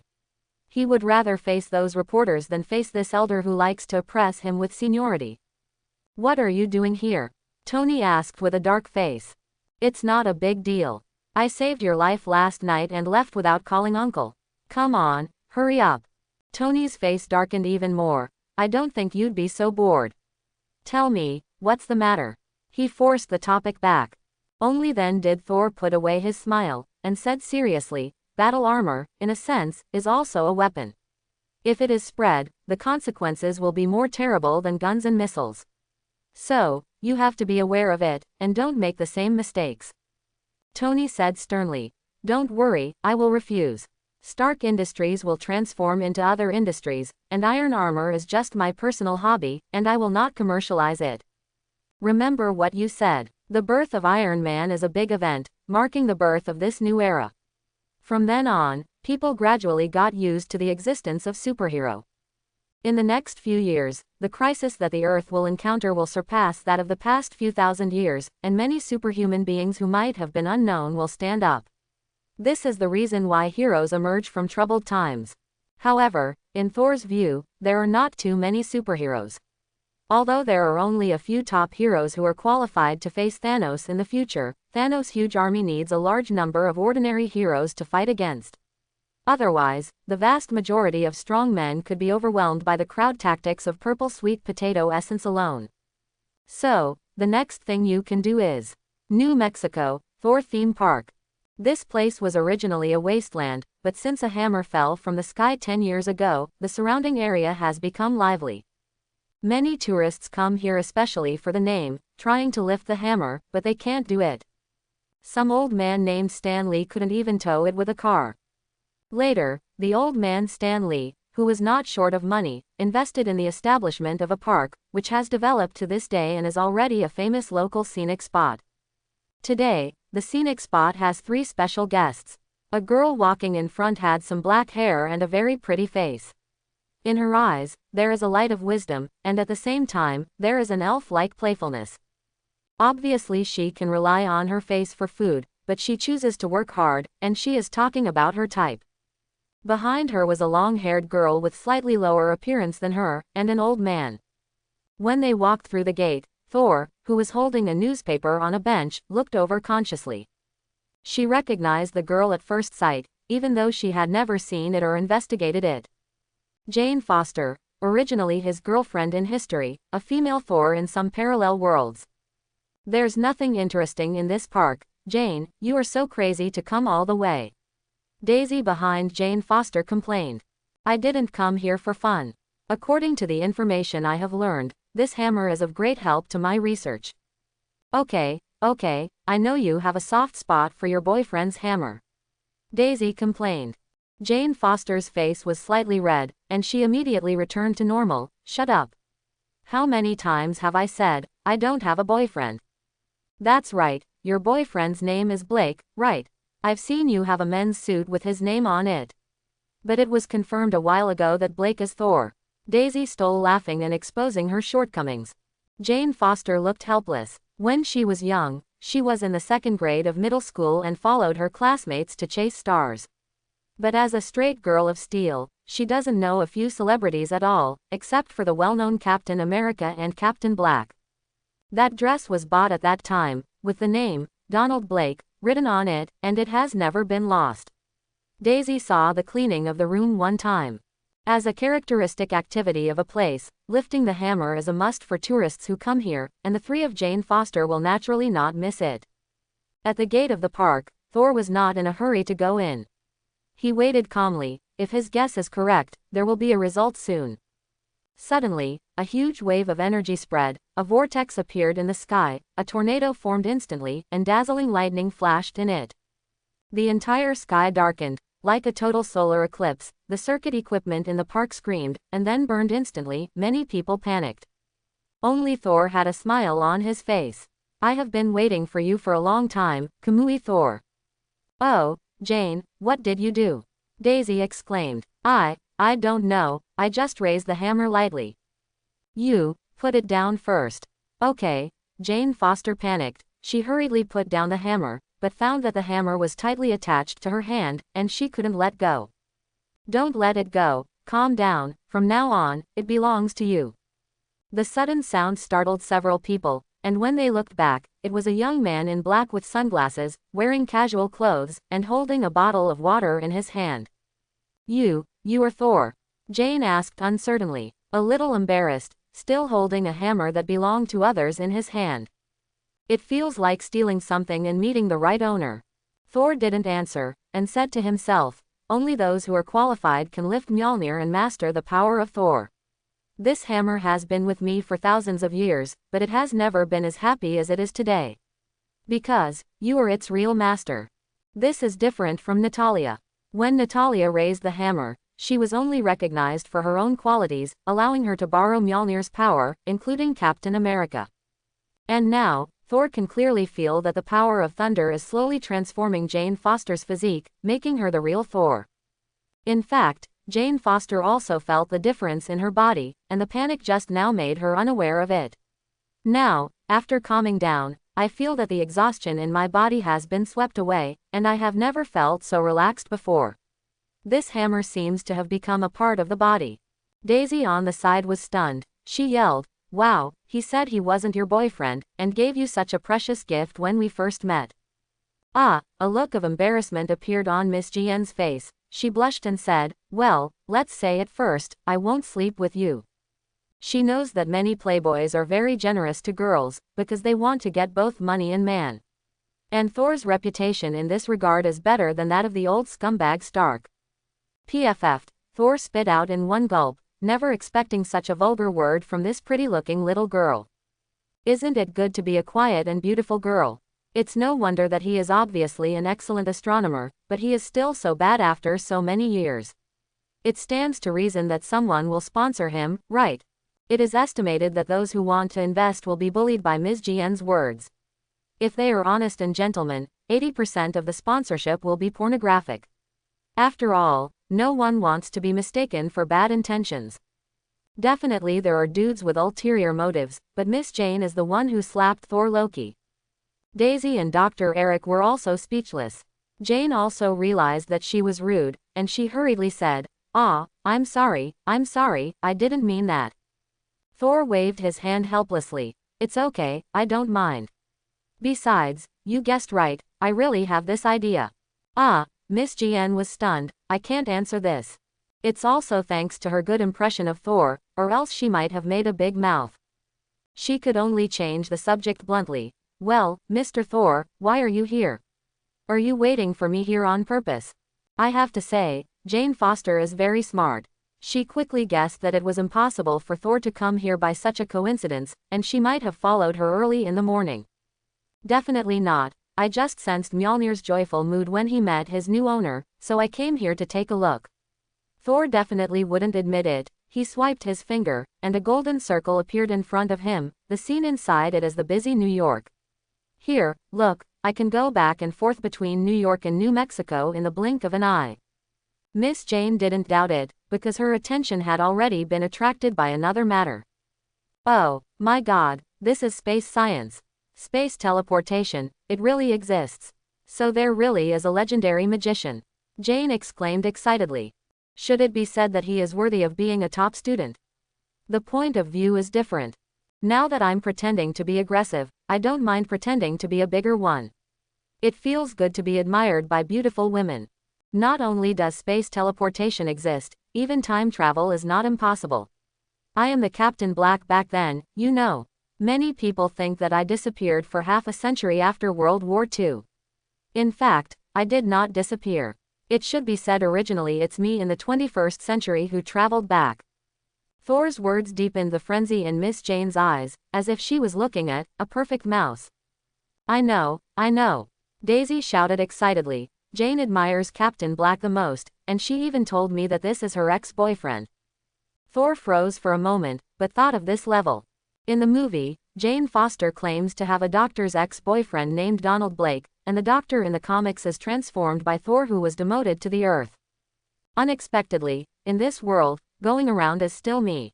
No, I didn't. It wasn't me. Jane became nervous in an instant, and she was incoherent. Not only Daisy this time, but Thor also felt it, so nervous to deny it, the explanation is to cover up. "Okay, I temporarily accept the new Thor setting you gave me, but can I ask why? You know, I prefer astronomy, and I'm just curious about magic, energy, etc." After calming down, Jane Foster asked Thor in doubt. "Because this world needs you. Over the past few years, more and more superpowers have appeared, and they were born to deal with the crisis in the future. The Earth is not as ordinary as it seems on the surface. In a sense, it is even part of the universe. Center, bear the brunt of the crisis. As the inheritor of Thor's power, you can choose to give up here, or you can use this power to help others. Although the current Earth is unknown, even Midgard has to be added in the universe before anyone has heard of it. But the Earth is not ordinary. It can give birth to the top powerhouse in the universe, the Ancient One. It was protected by the goddess Black Panther hundreds of thousands of years ago. Almost all the strongest Avengers were born on the Earth, including Thanos. The road of tyranny also ended on the Earth. A strong man in another parallel world said that if he had not been sealed many years ago, today's Earth would be the center of the universe. I understand, Miss Jane said seriously, the greater the ability, the greater the responsibility. Am I right? Right or wrong? Thor added. This sentence is used as a restraint for the strong to their own behavior, not a moral kidnapping by the weak for the strong.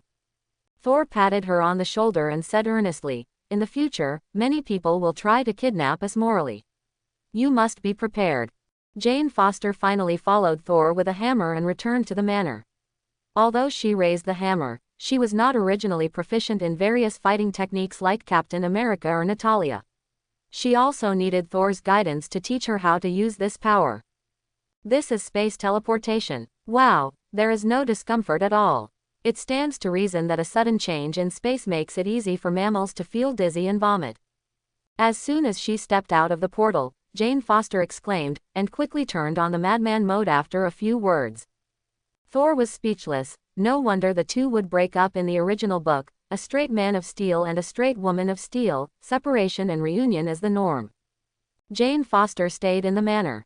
Maya Hansen and Betty Rose were a little surprised by her arrival, but they didn't say anything. During the day, Miss Jane followed Thor to learn the control of power, and at night, she read some astronomy classics brought from Asgard in the room. These scientific knowledge far beyond the Earth have refreshed her worldview. As a result, on the third day, Miss Jane strongly demanded to move out. Because it was not at night, it was too noisy. Make her wear dark circles every morning. Thor said he couldn't help it, young man, very angry. In her spare time, Natalia will come to practice fighting skills with Thor. Thor will suppress his own strength and fight her purely with physical skills. Natalia deserves to be Black Widow, and she can faintly beat Thor in half a move. Perhaps on Earth, only Captain America, who has just been unearthed and has not yet awakened, can be above her. If I had known earlier, Thor had 1,500 years of combat experience. And at this time in Asgard, something big happened. 10 years ago, an injury in Jotunheim caused Loki to doubt his identity, but he has always refused to think in the least desirable direction.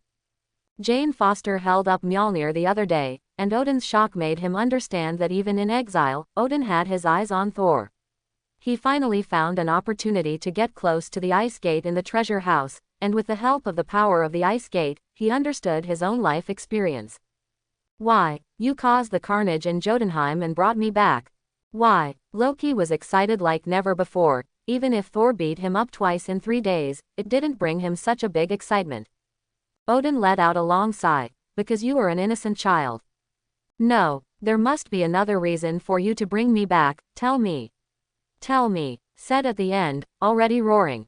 Loki didn't believe it at all. Maybe there was a reason for this, but at most it allowed Odin to let him go, and he wouldn't bring him back to Asgard as a prince. Odin knew he couldn't hide it, so he had to tell the truth. I hope that one day our two kingdoms will become one and bring about a union. Through you, a permanent peace will be formed. The truth often hurts you more than lies. Loki's face twisted. Then why didn't you tell me all this earlier? Odin said helplessly. I hide the truth to protect you. Because I am a scary monster that runs out at night. I finally understand why you have been partial to Thor all these years, because I have always been just a tool, and you will not let an ice giant sit on the throne. Quote. Loki has never lost his composure like he did today. As a result of the dispute, Odin fell into a coma and entered Odin's sleep prematurely. Loki took over Kungunir and temporarily ruled the domain of God. He decides to do something big and really prove himself to Odin. Stop fighting. Every time you lose, you will come back at night to take revenge. I have never seen such a stingy man. Natalia put Thor down, and then sat on a recliner and complained. Miss GN, who was contacting Thunder Control, froze suddenly, and cursed secretly, "Scumbag. By the way, the director arranged for me to go to Stark Industries, your eldest nephew's place, to inquire about intelligence and make an assessment of his ability and character. But I think it might be more useful to ask you directly." Natasha Romanoff spoke suddenly. Thor's eyes froze. Is this the beginning of Iron Man 2's plot? In other words, Tony should have suffered from palladium poisoning during this period of time, and began to live a life of drunken dreams like before. The military is also trying to get Tony's armor technology. After all, Thor's ability comes from himself, and the armor that can be worn on the body seems to be more useful. At present, his strength should be slightly inferior to yours. Because of the magic bracelet I gave her at the beginning, Natalia's strength is much higher than in the original book. However, the improvement of Tony Stark's strength is gradual, and his armor will continue to be updated and iterated. In the future war that will destroy 3.5 billion people, he will be an important member. If this war ends, if he fails, he will be the last hope for a comeback. Thor spoke highly of Stark, which surprised Natalia. As for character, you can even trust him as Captain America in a righteous way. Usually, except for being a bit cheap, everything else is okay. Thor curled his lips. Natalia jotted down some key words. Then he blinked and asked, "If possible, I actually want to make an assessment of you. Will you always stand by my side? What about your real strength?" Thor froze for a moment, and asked, "Is it the braised egg that wants to know? Or do you want to know?" "Me," Natalia said with a smile like a flower, "you know me well, I can't know almost everything about you, right?" Thor pondered for a moment, then said, "The first question, if it refers to you, yes. If it is S.H.I.E.L.D., no. S.H.I.E.L.D. has been corrupted a long time ago, and you should know it. I arrested Zola with my own hands. But then the government decided to absorb him into S.H.I.E.L.D. This is a bomb that will sooner or later dismantle S.H.I.E.L.D. from within." Natalia was about to speak, but Thor covered her mouth. "Don't ask, it's useless to ask.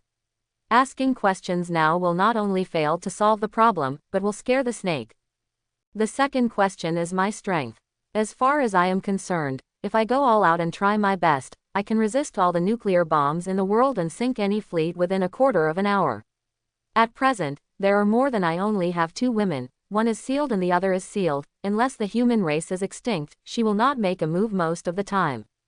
Natalia's eyes widened. Although the entire S.H.I.E.L.D. knew that Thor was very powerful, they didn't expect to be so strong.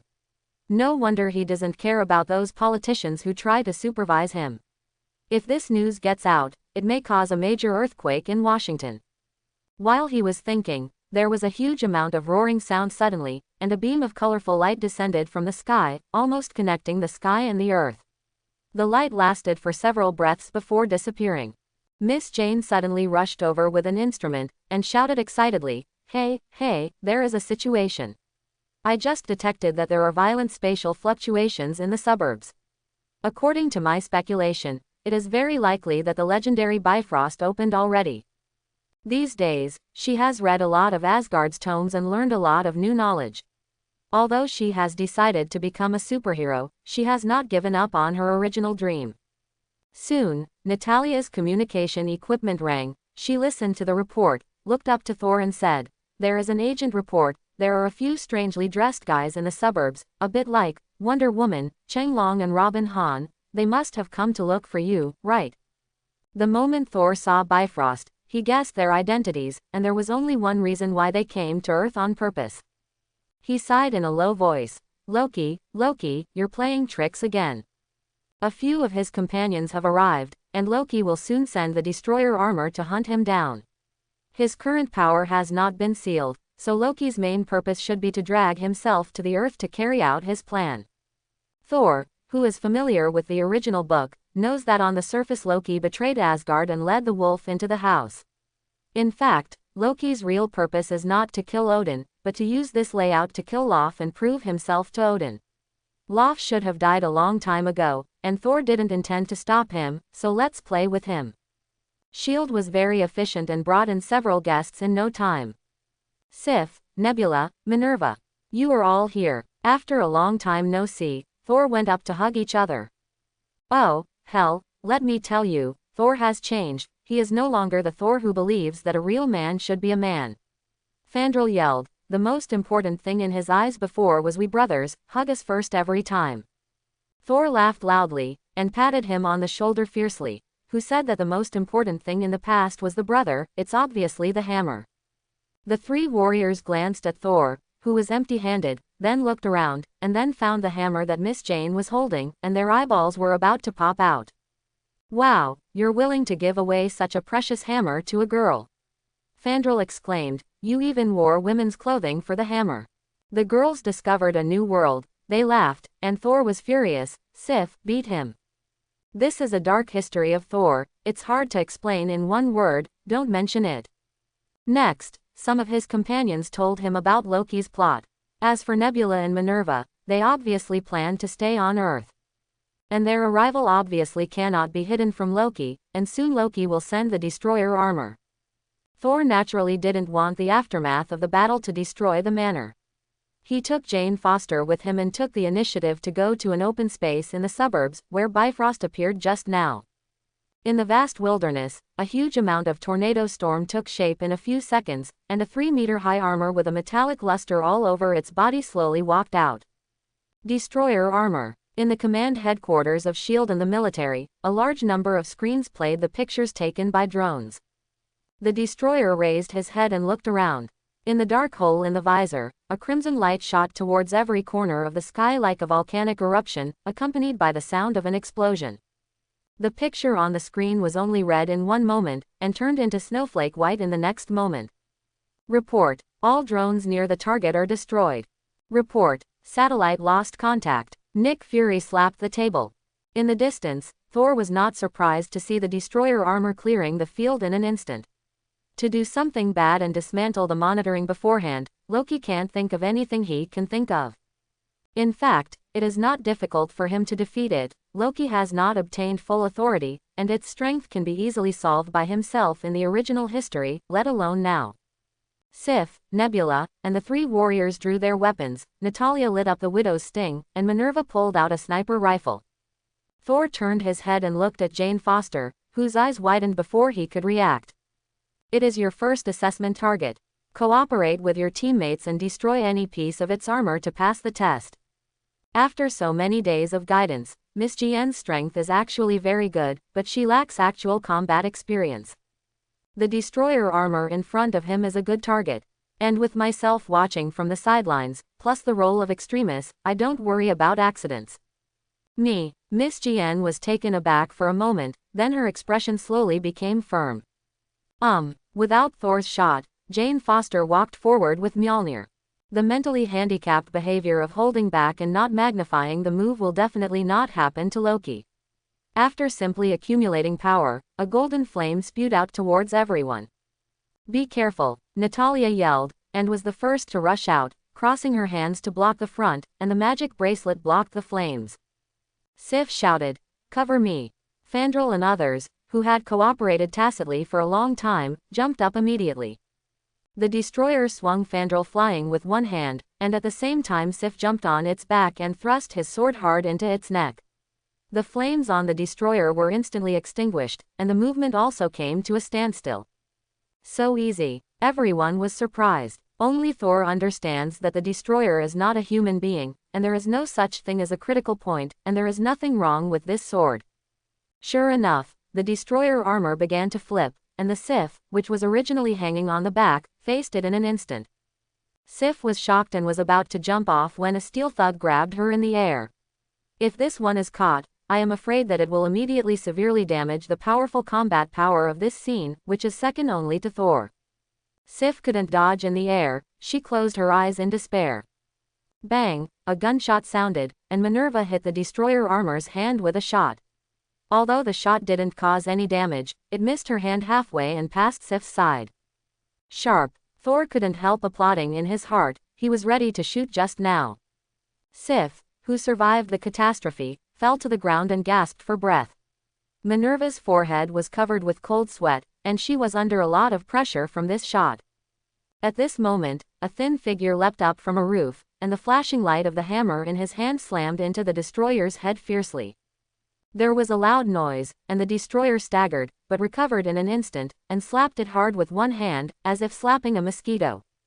Before Jane could react, she was photographed heavily, and she flew several hundred meters away. If it weren't for the physical strengthening brought by Mjolnir, this one would have killed her. The empty eye sockets of the destroyer armor lit up again, and the fiery light was about to shoot out again. Sif rushed out again, and made a sliding shovel towards the destroyer's crotch, definitely not sliding upwards, because she knew that the destroyer had no vitals. She slashed towards a leg with the speed of the charge. The sound of metal colliding reminded me that the double-edged sword that had slashed countless enemies had slashed on the destroyer's leg, except for sparks, not even a scratch. Although it didn't cause any damage, it lost its balance and fell sideways. The destructive rays drew a gully several kilometers long on the ground and shot into the sky.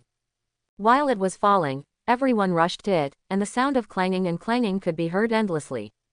"What should I do? This thing won't break," Fandral yelled, turning in Thor's direction. It is said that many bosses don't like to fight in person, they like to stand behind, first send horses to give experience and equipment, and then be killed by glory.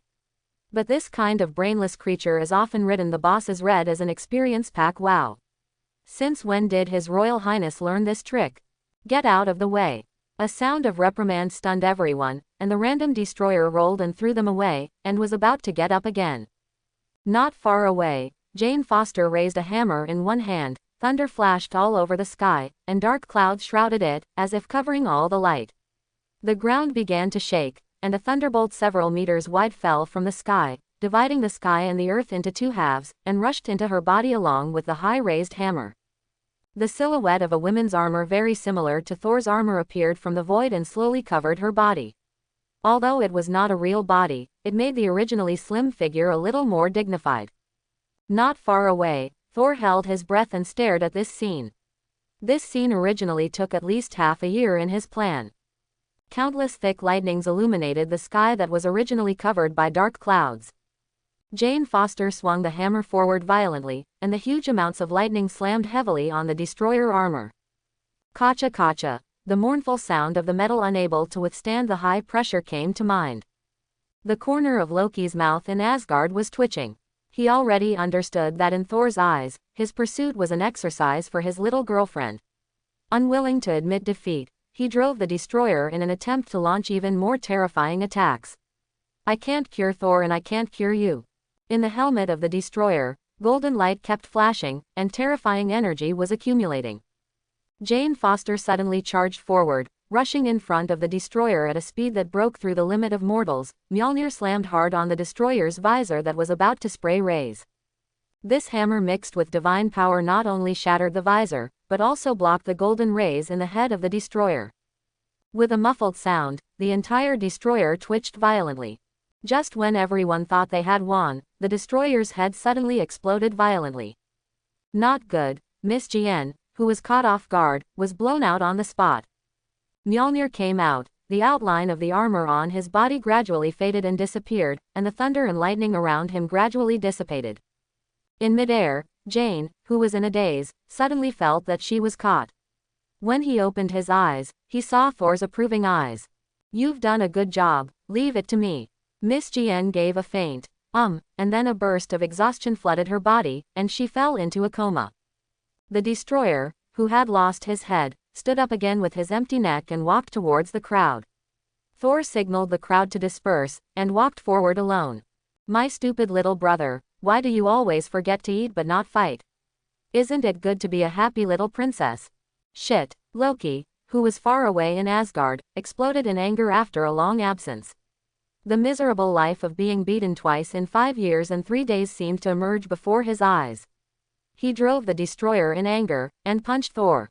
A huge impact sounded like an ordinary plane crashing, and Thor tightly caught the destroyer's fist with both hands. Twisted hard, and there was a sound of metal tearing, and one arm of the destroyer armor was cracked and shattered. "Your Highness, he seems to be getting stronger and stronger," the 3 warriors murmured. "So Thor is the boss, you can only call 666. Sif complained. She felt a little uncomfortable about this. She chose to become a warrior in the first place, just to please Thor. Later, she finally became the most powerful female warrior in Asgard, and even the third strongest after Odin and Thor, so she became Thor's good buddy. It was not easy for Thor to become enlightened a few years ago, but she still did not give up her persistence for thousands of years. She was trying to reduce the direct gap between her and Thor. But now it seems that the gap seems to be even bigger. Taking a peek at the unconscious Miss Jien, the resentment was even worse. The suit of armor just now, but a couple pretending to say. A few months ago, the scene where the Gundam was torn apart was repeated. The resistance of the destroyer armor was futile. Thor didn't even use the power of thunder, and defeated it with his physical strength alone. In just a short while, the majestic destroyer just now became scrap iron all over the place. Loki in Asgard was already scared to pee. He didn't care about the destroyer armor, and ran in the direction of Bifrost. While Thor was still pretending, he had to hurry up and start the next plan. Beside Heimdall, who was frozen by Loki with the ice gate, several blue figures appeared. Looking at this resplendent world, they felt unprecedented excitement in their hearts. Thousands of years of hatred will end today. Loki greeted him with a smile on his face. Welcome to Asgard. Nice to meet again, Captain Black. I'm Phil Coulson, S.H.I.E.L.D. agent. I'm your biggest fan. Stop, stop. Thor interrupted his approach. I remember that your idol is obviously Steve. How did you become a fan? If you have anything to say, just tell me, I'm in a hurry. A trace of embarrassment flashed across Agent Phil Coulson's face, and he smiled and said, although this battle avoided residential areas, it caused great damage to the surrounding environment after all, and the entire New York has seen the vision here. So, S.H.I.E.L.D. hopes that there needs to be an explanation to the higher-ups, at least to make Washington believe in the existence of aliens. Thor shook his head. They will believe it, and it doesn't matter if they don't believe it. It won't be long before the whole world knows the existence of aliens. After finishing speaking, he ignored the bewildered Phil Coulson and turned to look at Natalia and the others. Are you going back? Natalia was a little bit reluctant. The main reason is that Thor often disappears from time to time, and it can be several years at a time. Thor patted her on the shoulder, with a serious expression on his face. My younger brother is causing trouble again, and the father is asleep. Only I can take charge of the overall situation. I have to go back and deal with him. Don't worry, I will be back soon. This time it won't be that long. Going back this time is to quell the disaster caused by Loki, so he left Nebula and Minerva on the Earth, and only brought the three warriors of Sif and Asgard. He yelled into the sky, Heimdall, take us back. As the god of Door of Asgard and Asgardian of Bifrost, Heimdall's strength is beyond doubt. Hearing the call, he shattered the ice with all his strength, hacked the surrounding giants of Jotunheim to death with a few strokes, and inserted the guardian sword into the switch of Bifrost. The brilliance of Bifrost poured down, and the talls disappeared in the brilliant halo. In Asgard, in Odin's palace, Odin was lying unconscious on the bed, and Frigg was waiting beside him. There was a noisy sound outside, and Frigga immediately became alert, and she drew out her long sword. Watching vigilantly towards the gate slowly covered by frost. Although she is actually a necromancer, she also has good swordsmanship. The gate of the palace was kicked open with a bang, and a tall dark blue figure appeared. Giants of Jotunheim. Frigga's eyes widened. How could this Jotunheim race infiltrate here? She bravely went up to meet the giants of Jotunheim, who came in with a sword, but was sent flying by Lof's paw from behind and fell to the ground. As the Queen of Asgard, she is not a real warrior after all. How can she be the opponent of King Giants of Jotunheim? Lof ignored her. He looked at Odin on the bed. A smile appeared on his ugly face. Finally, the battle between Asgard and Jotunheim is over, with the destruction of Asgard ending. It is said that you can still see and hear things around you in this state. I hope this is true. Then you will know that it was the king of the giants of Jotunheim, Lof, who killed you. He raised the ice pick in his hand, about to pierce it. A golden light pierced through him in an instant, causing him to fall heavily to the ground.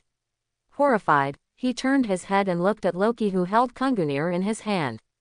Kungunil released a more intense light again, and the moment Lof's body was torn apart, he heard the last sound. You will also know that it was Odin's son, Loki, who killed you. Loki. Frigg was so excited that he hugged Loki. Mother, don't worry, I won't let anyone hurt you. Loki's words were not false. Although he has been dissatisfied with Odin for a long time, Frigga has always been very kind to him. Even though he has some resentment towards Odin, he has never complained about Frigga. In fact, so does Hela. It can only be said that Odin's education has indeed failed. Afterwards, he said in a deep voice, the giants of Jotunheim dared to invade Asgard in an attempt to assassinate their father and king. Don't worry, Queen Mother, I will make them pay the price. They really should pay the price. However, I think it's more appropriate to discuss your arrangement first. A high-pitched voice interrupted this warm scene. Frigg raised her head suddenly. Thor, you're back. Yes, I'm back. If I don't come back, Asgard will be messed up. Thor turned to Loki and said seriously, why didn't you tell Mother that you sent the destroyer to attack me and my friends? What? Frigga was shocked. She knew that Loki had always been jealous of Thor, but she didn't expect to do something like a brother. No, it's just a test to carry out your father's instructions. Loki didn't change his face.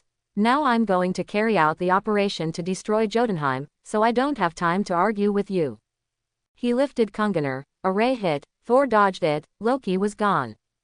Thor, my boy, tell me the truth, what happened? To put it simply, Loki wanted to do something big to get your approval, and he put Lof in. Well, in Midgardian terms, it's called fishing law enforcement. This passage had a great impact on Frigga, and it made her react for a while, and she didn't even notice that Thor was chasing Loki.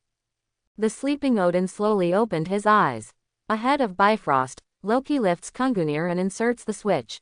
Waves of energy surged, turning into terrifying colorful brilliance and shooting into the void. Loki turned his head and looked proud. It's useless, you can't stop me, the power of Bifrost will continue to be released until Jotunheim is destroyed. Immediately, he seemed to think of something, and continued, unless you destroy Bifrost, but in this way, you will never see those people who stayed in Midgard again.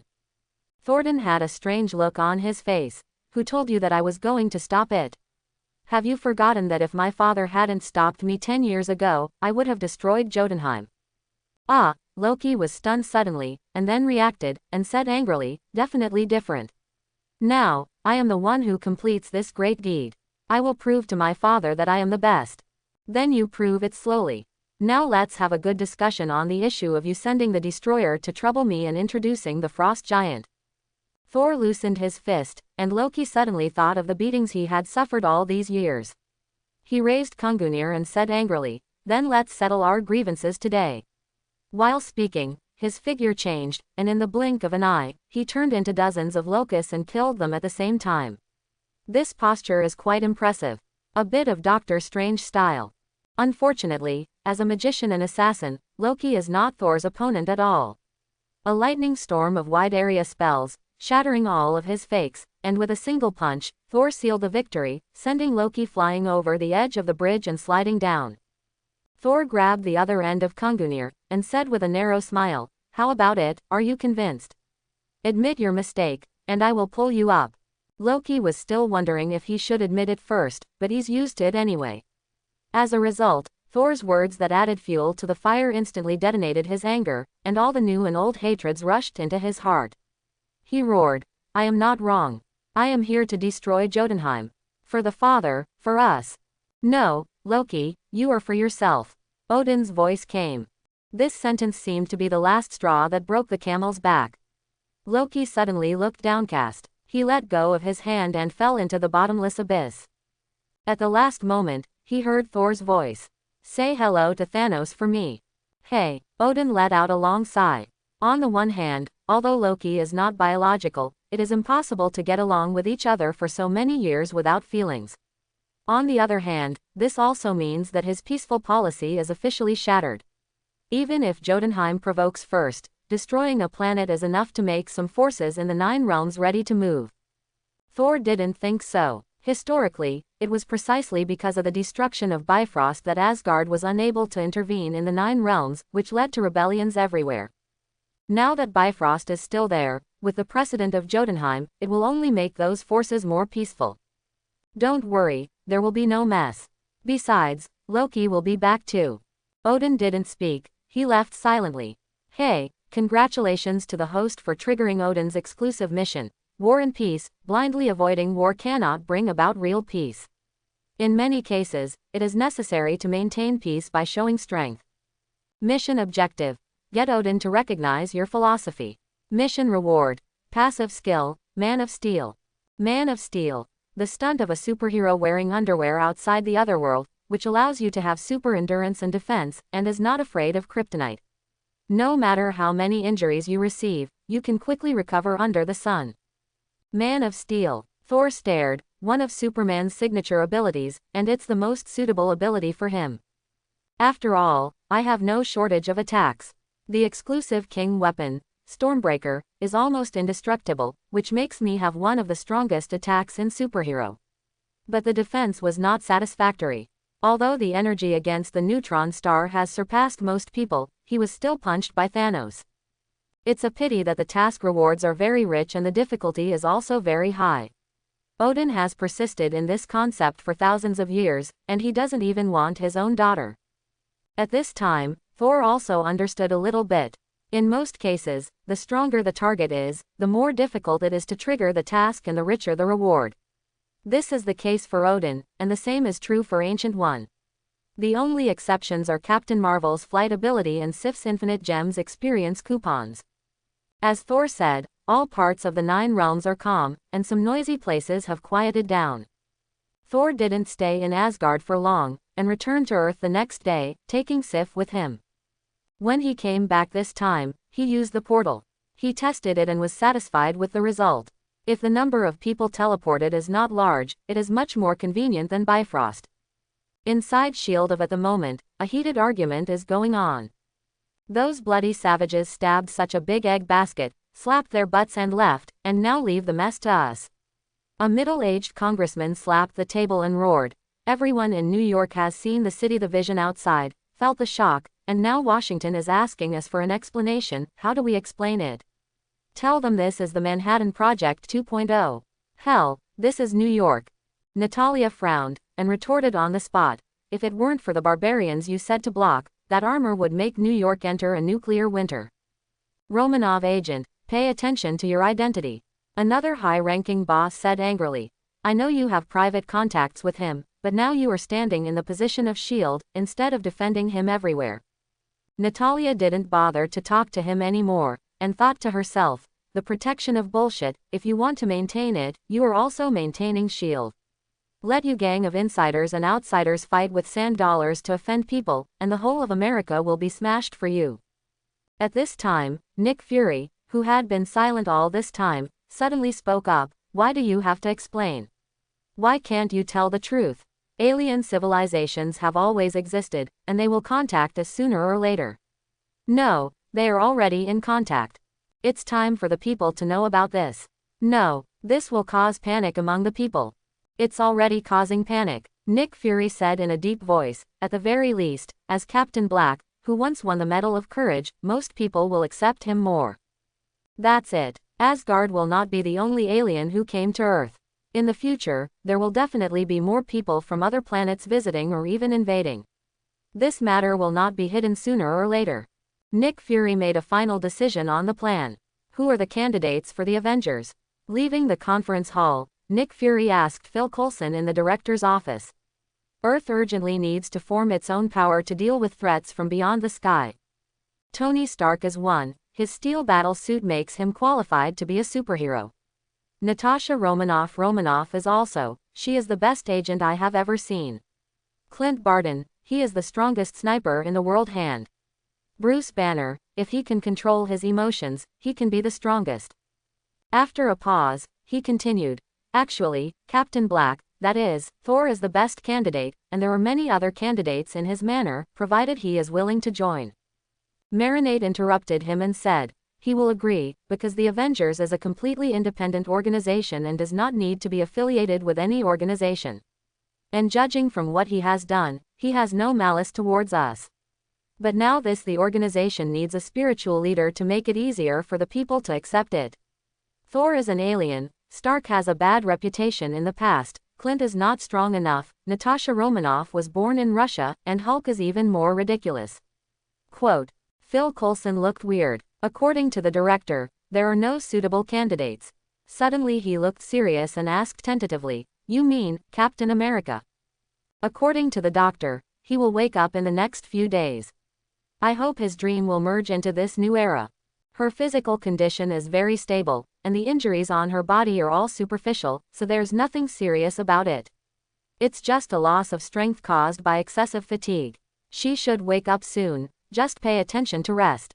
In the room in the manor, Jane Foster was still lying on the bed, and a blonde female doctor said to Thor, "Okay, thank you, Dr. Palmer.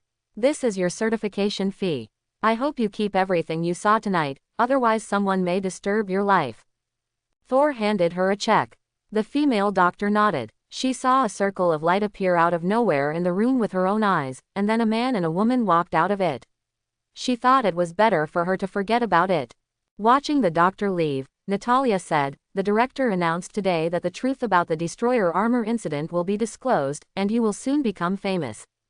"I'm already famous. Nick Fury is a smart man. If I make it public as soon as possible, the public will be mentally prepared for what happens in the future. Agent Phil Coulson asked me to ask you, Avengers, if you would like to join. I have no objection. But one thing must be said, the Avengers must always remain independent and have the full power to act freely. I have no interest in participating in the games of those politicians. Besides, there are a lot of problems with those politicians." With that said, he walked out of the room and looked at a shivering man in black in the corner. "Romanov agent, this is a misunderstanding, a misunderstanding." This guy was already terrified. They wanted to try to monitor the situation on Thor's side, but they were discovered by Minerva as soon as they approached the manor, and then they were knocked down by Nebula in a few seconds, leaving only one alive for questioning use. "Did Sitwell send you here? Or Crossbones? Either way." The agent looked blank, as if he didn't know who he was talking about.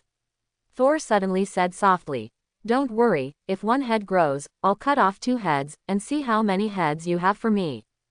The man in black immediately stopped begging for mercy, looked over in horror, and then said frantically, "You ignorant guy, the organization is so powerful, you can't even imagine it. Hydra hail." Looking at the agent who died after crushing the poisonous non, Natalia froze for a moment before realizing it. "Hydra, hasn't this organization been wiped out?" She looked at Thor. Thor said indifferently, "What was wiped out at the beginning was at best the Red Skull series, and it was not thorough. Dr. Zola was Hydra before, and it couldn't be easier to put people in it. The current shield has long been infiltrated and riddled with wounds, whole." Natalia froze for a moment, and couldn't help asking, "Is Nick Fury Hydra?" "No." "Then can you tell him the news?" "Then what? Expose all this?" "Let's not say whether he believes it or not. This will only make the hidden dangers of Hydra explode in advance. The degree of penetration of Hydra is far beyond your imagination. Even the previous SHIELD director, Alexander Pierce, is Hydra." Natalia broke out in a cold sweat immediately. Even the highest bureau chief is Hydra. Shouldn't it be too easy to install personnel? Rather than finding Hydra in SHIELD, it is better to find SHIELD in Hydra. She shuddered at the thought that most of her colleagues around her were enemies. So, when will this problem be resolved? When they show their flaws and start to act. Moreover, there must be someone who is absolutely impossible to betray in the hearts of the people to prove it. Don't worry, their strength is just like that, and they can be beaten to death if they show their heads. Okay, I understand. Then can you tell me, who else can I trust? I don't want to be beaten with a sap one day without any vigilance. Natalia was a little joking when she said this. Peggy can do it, so can her niece Sharon Carter, Hawkeye Barton, Maria Hill, Phil Coulson. Nick Fury can do it. Not a nice guy, but at least he's not Hydra either. Okay, Natalia pondered, and the atmosphere fell into silence. There is one more thing. The director revealed that Captain America is about to wake up. You are also old friends. Don't you plan to meet? In the old room, the radio was broadcasting a baseball game commentary. Steve slowly opened his eyes. Me, still not dead. A nurse opened the door and walked in, smiling. "Captain, are you awake?" Steve wondered, "Where am I?" "In a ward in New York." Steve listened carefully. It was his favorite Dodgers game. With Thor around, the broadcast picks a game after Steve's accident, definitely not letting him hear the problem right away. Steve couldn't help but nodded, and asked, "What happened to the plane? It didn't hurt our people, did it?" "No, you saved countless people." Thor opened the door and walked in, followed by Peggy Carter. As expected of the captain, even after waking up from a 70-year coma, he still did not forget his mission. "Blake, Agent Carter, are you here?" Steve suddenly became excited, as the Red Skull matter resolved. "How is the war going? Also, how long have I been in a coma?" "There are a lot of questions." Thor smiled bitterly. "Let's answer them one by one. Red Skull's plan was terminated by you. You forced the plane to land in no man's land, so no one was injured. The war is over. As for the others, some things you need to digest and digest. So, I've been in a coma for more than half a century." The captain was silent, because the amount of information was too much for him to accept. Immediately, he raised his head and asked, "Have you found Bucky's body?" The expressions of Thor and Peggy are a little weird. After being in a coma for so long, the first thing that comes to mind is the situation of gay friends. Can the friendship between men really reach this level? Peggy looked at Thor with a questioning look in her eyes, and although Thor told her that Captain America and Bucky were not dead, she didn't know whether to tell Steve. Thor gave her a reassuring look, turned to Steve and said, "After the war, Howard searched the valley below the cliff, but couldn't find Bucky. Therefore, the last files of the three of us all recorded the disappearance." The three of us. Steve understood a little. He took Thor's cue. 3 people are missing, 2 of them are alive, so Bucky. Quote. Since then, I realized that there are many risks in this world that cannot be dealt with by conventional means, so I plan to form a team of superheroes to deal with those enemies that are beyond the scope. Nick Fury patiently explained to Steve the general history since the end of World War II. "You mean, you want me to join?" "Yes, although it is a bit unreasonable to bother a veteran, but I have to say that the world still needs you." "I understand. From the moment I sat on Dr. Abraham's bench, I was ready," Steve said seriously. Thor opened a package, revealing a shield. "This is yours," I recolored him. Steve took it, gently stroking the lines on the shield, lost in memory. "Okay, so Captain, is there anything uncomfortable with you?" Nick Fury asked. Steve shook his head and said in a low voice, "No, I'm just feeling a little emotional. Once awakening comes, I'm afraid there are not many acquaintances back then. This shield was given to me by Mr. Stark back then. After all these years, he's gone, right?" Thor nodded and said, "Yes, he left a few years ago, and he is enjoying his old age. Although he is gone, his son is still there. I think you will like him. When you get familiar with this era in a few days, I'll take you to recognize your nephew." Peggy shot Thor a smile, and mourned for Tony Stark. The awakening of Captain America gave Nick Fury a great reassurance. Although he is not the strongest superhero, he is definitely the most reliable one. What is even more gratifying is Phil Coulson, who not only saw his idol in person, but also had the honor to take a photo with him and ask for an autograph. The only depressed person is Tony Stark. Originally, he was in a good mood these 2 days. He solved the great enemy of Whiplock, Ivan, and his long-standing competitor, Hammer Industries, suffered a wave of losses to his grandma's house. The important steel soldier was implicated by Ivan and directly pushed to the military court, and the huge Hammer industry became history. Justin Hammer is also unlucky. In order to compete with Stark Industries, he cooperates with Ivan to manufacture iron soldiers. Thought it would overwhelm Tony Stark. Unexpectedly, Ivan regarded the iron soldiers as a tool of revenge, and it was fine to launch an attack regardless of the safety of the masses at the press conference. At the critical moment, he was dazzled by hatred, and collectively controlled them to explode. And Tony Stark not only solved the problem of palladium poisoning, but also appeased the military by giving his good friend Rhodes the armor, and regained the trust of Washington. What pleased him the most was that he used S.H.I.E.L.D. to force the congressman who hated him to give him an award.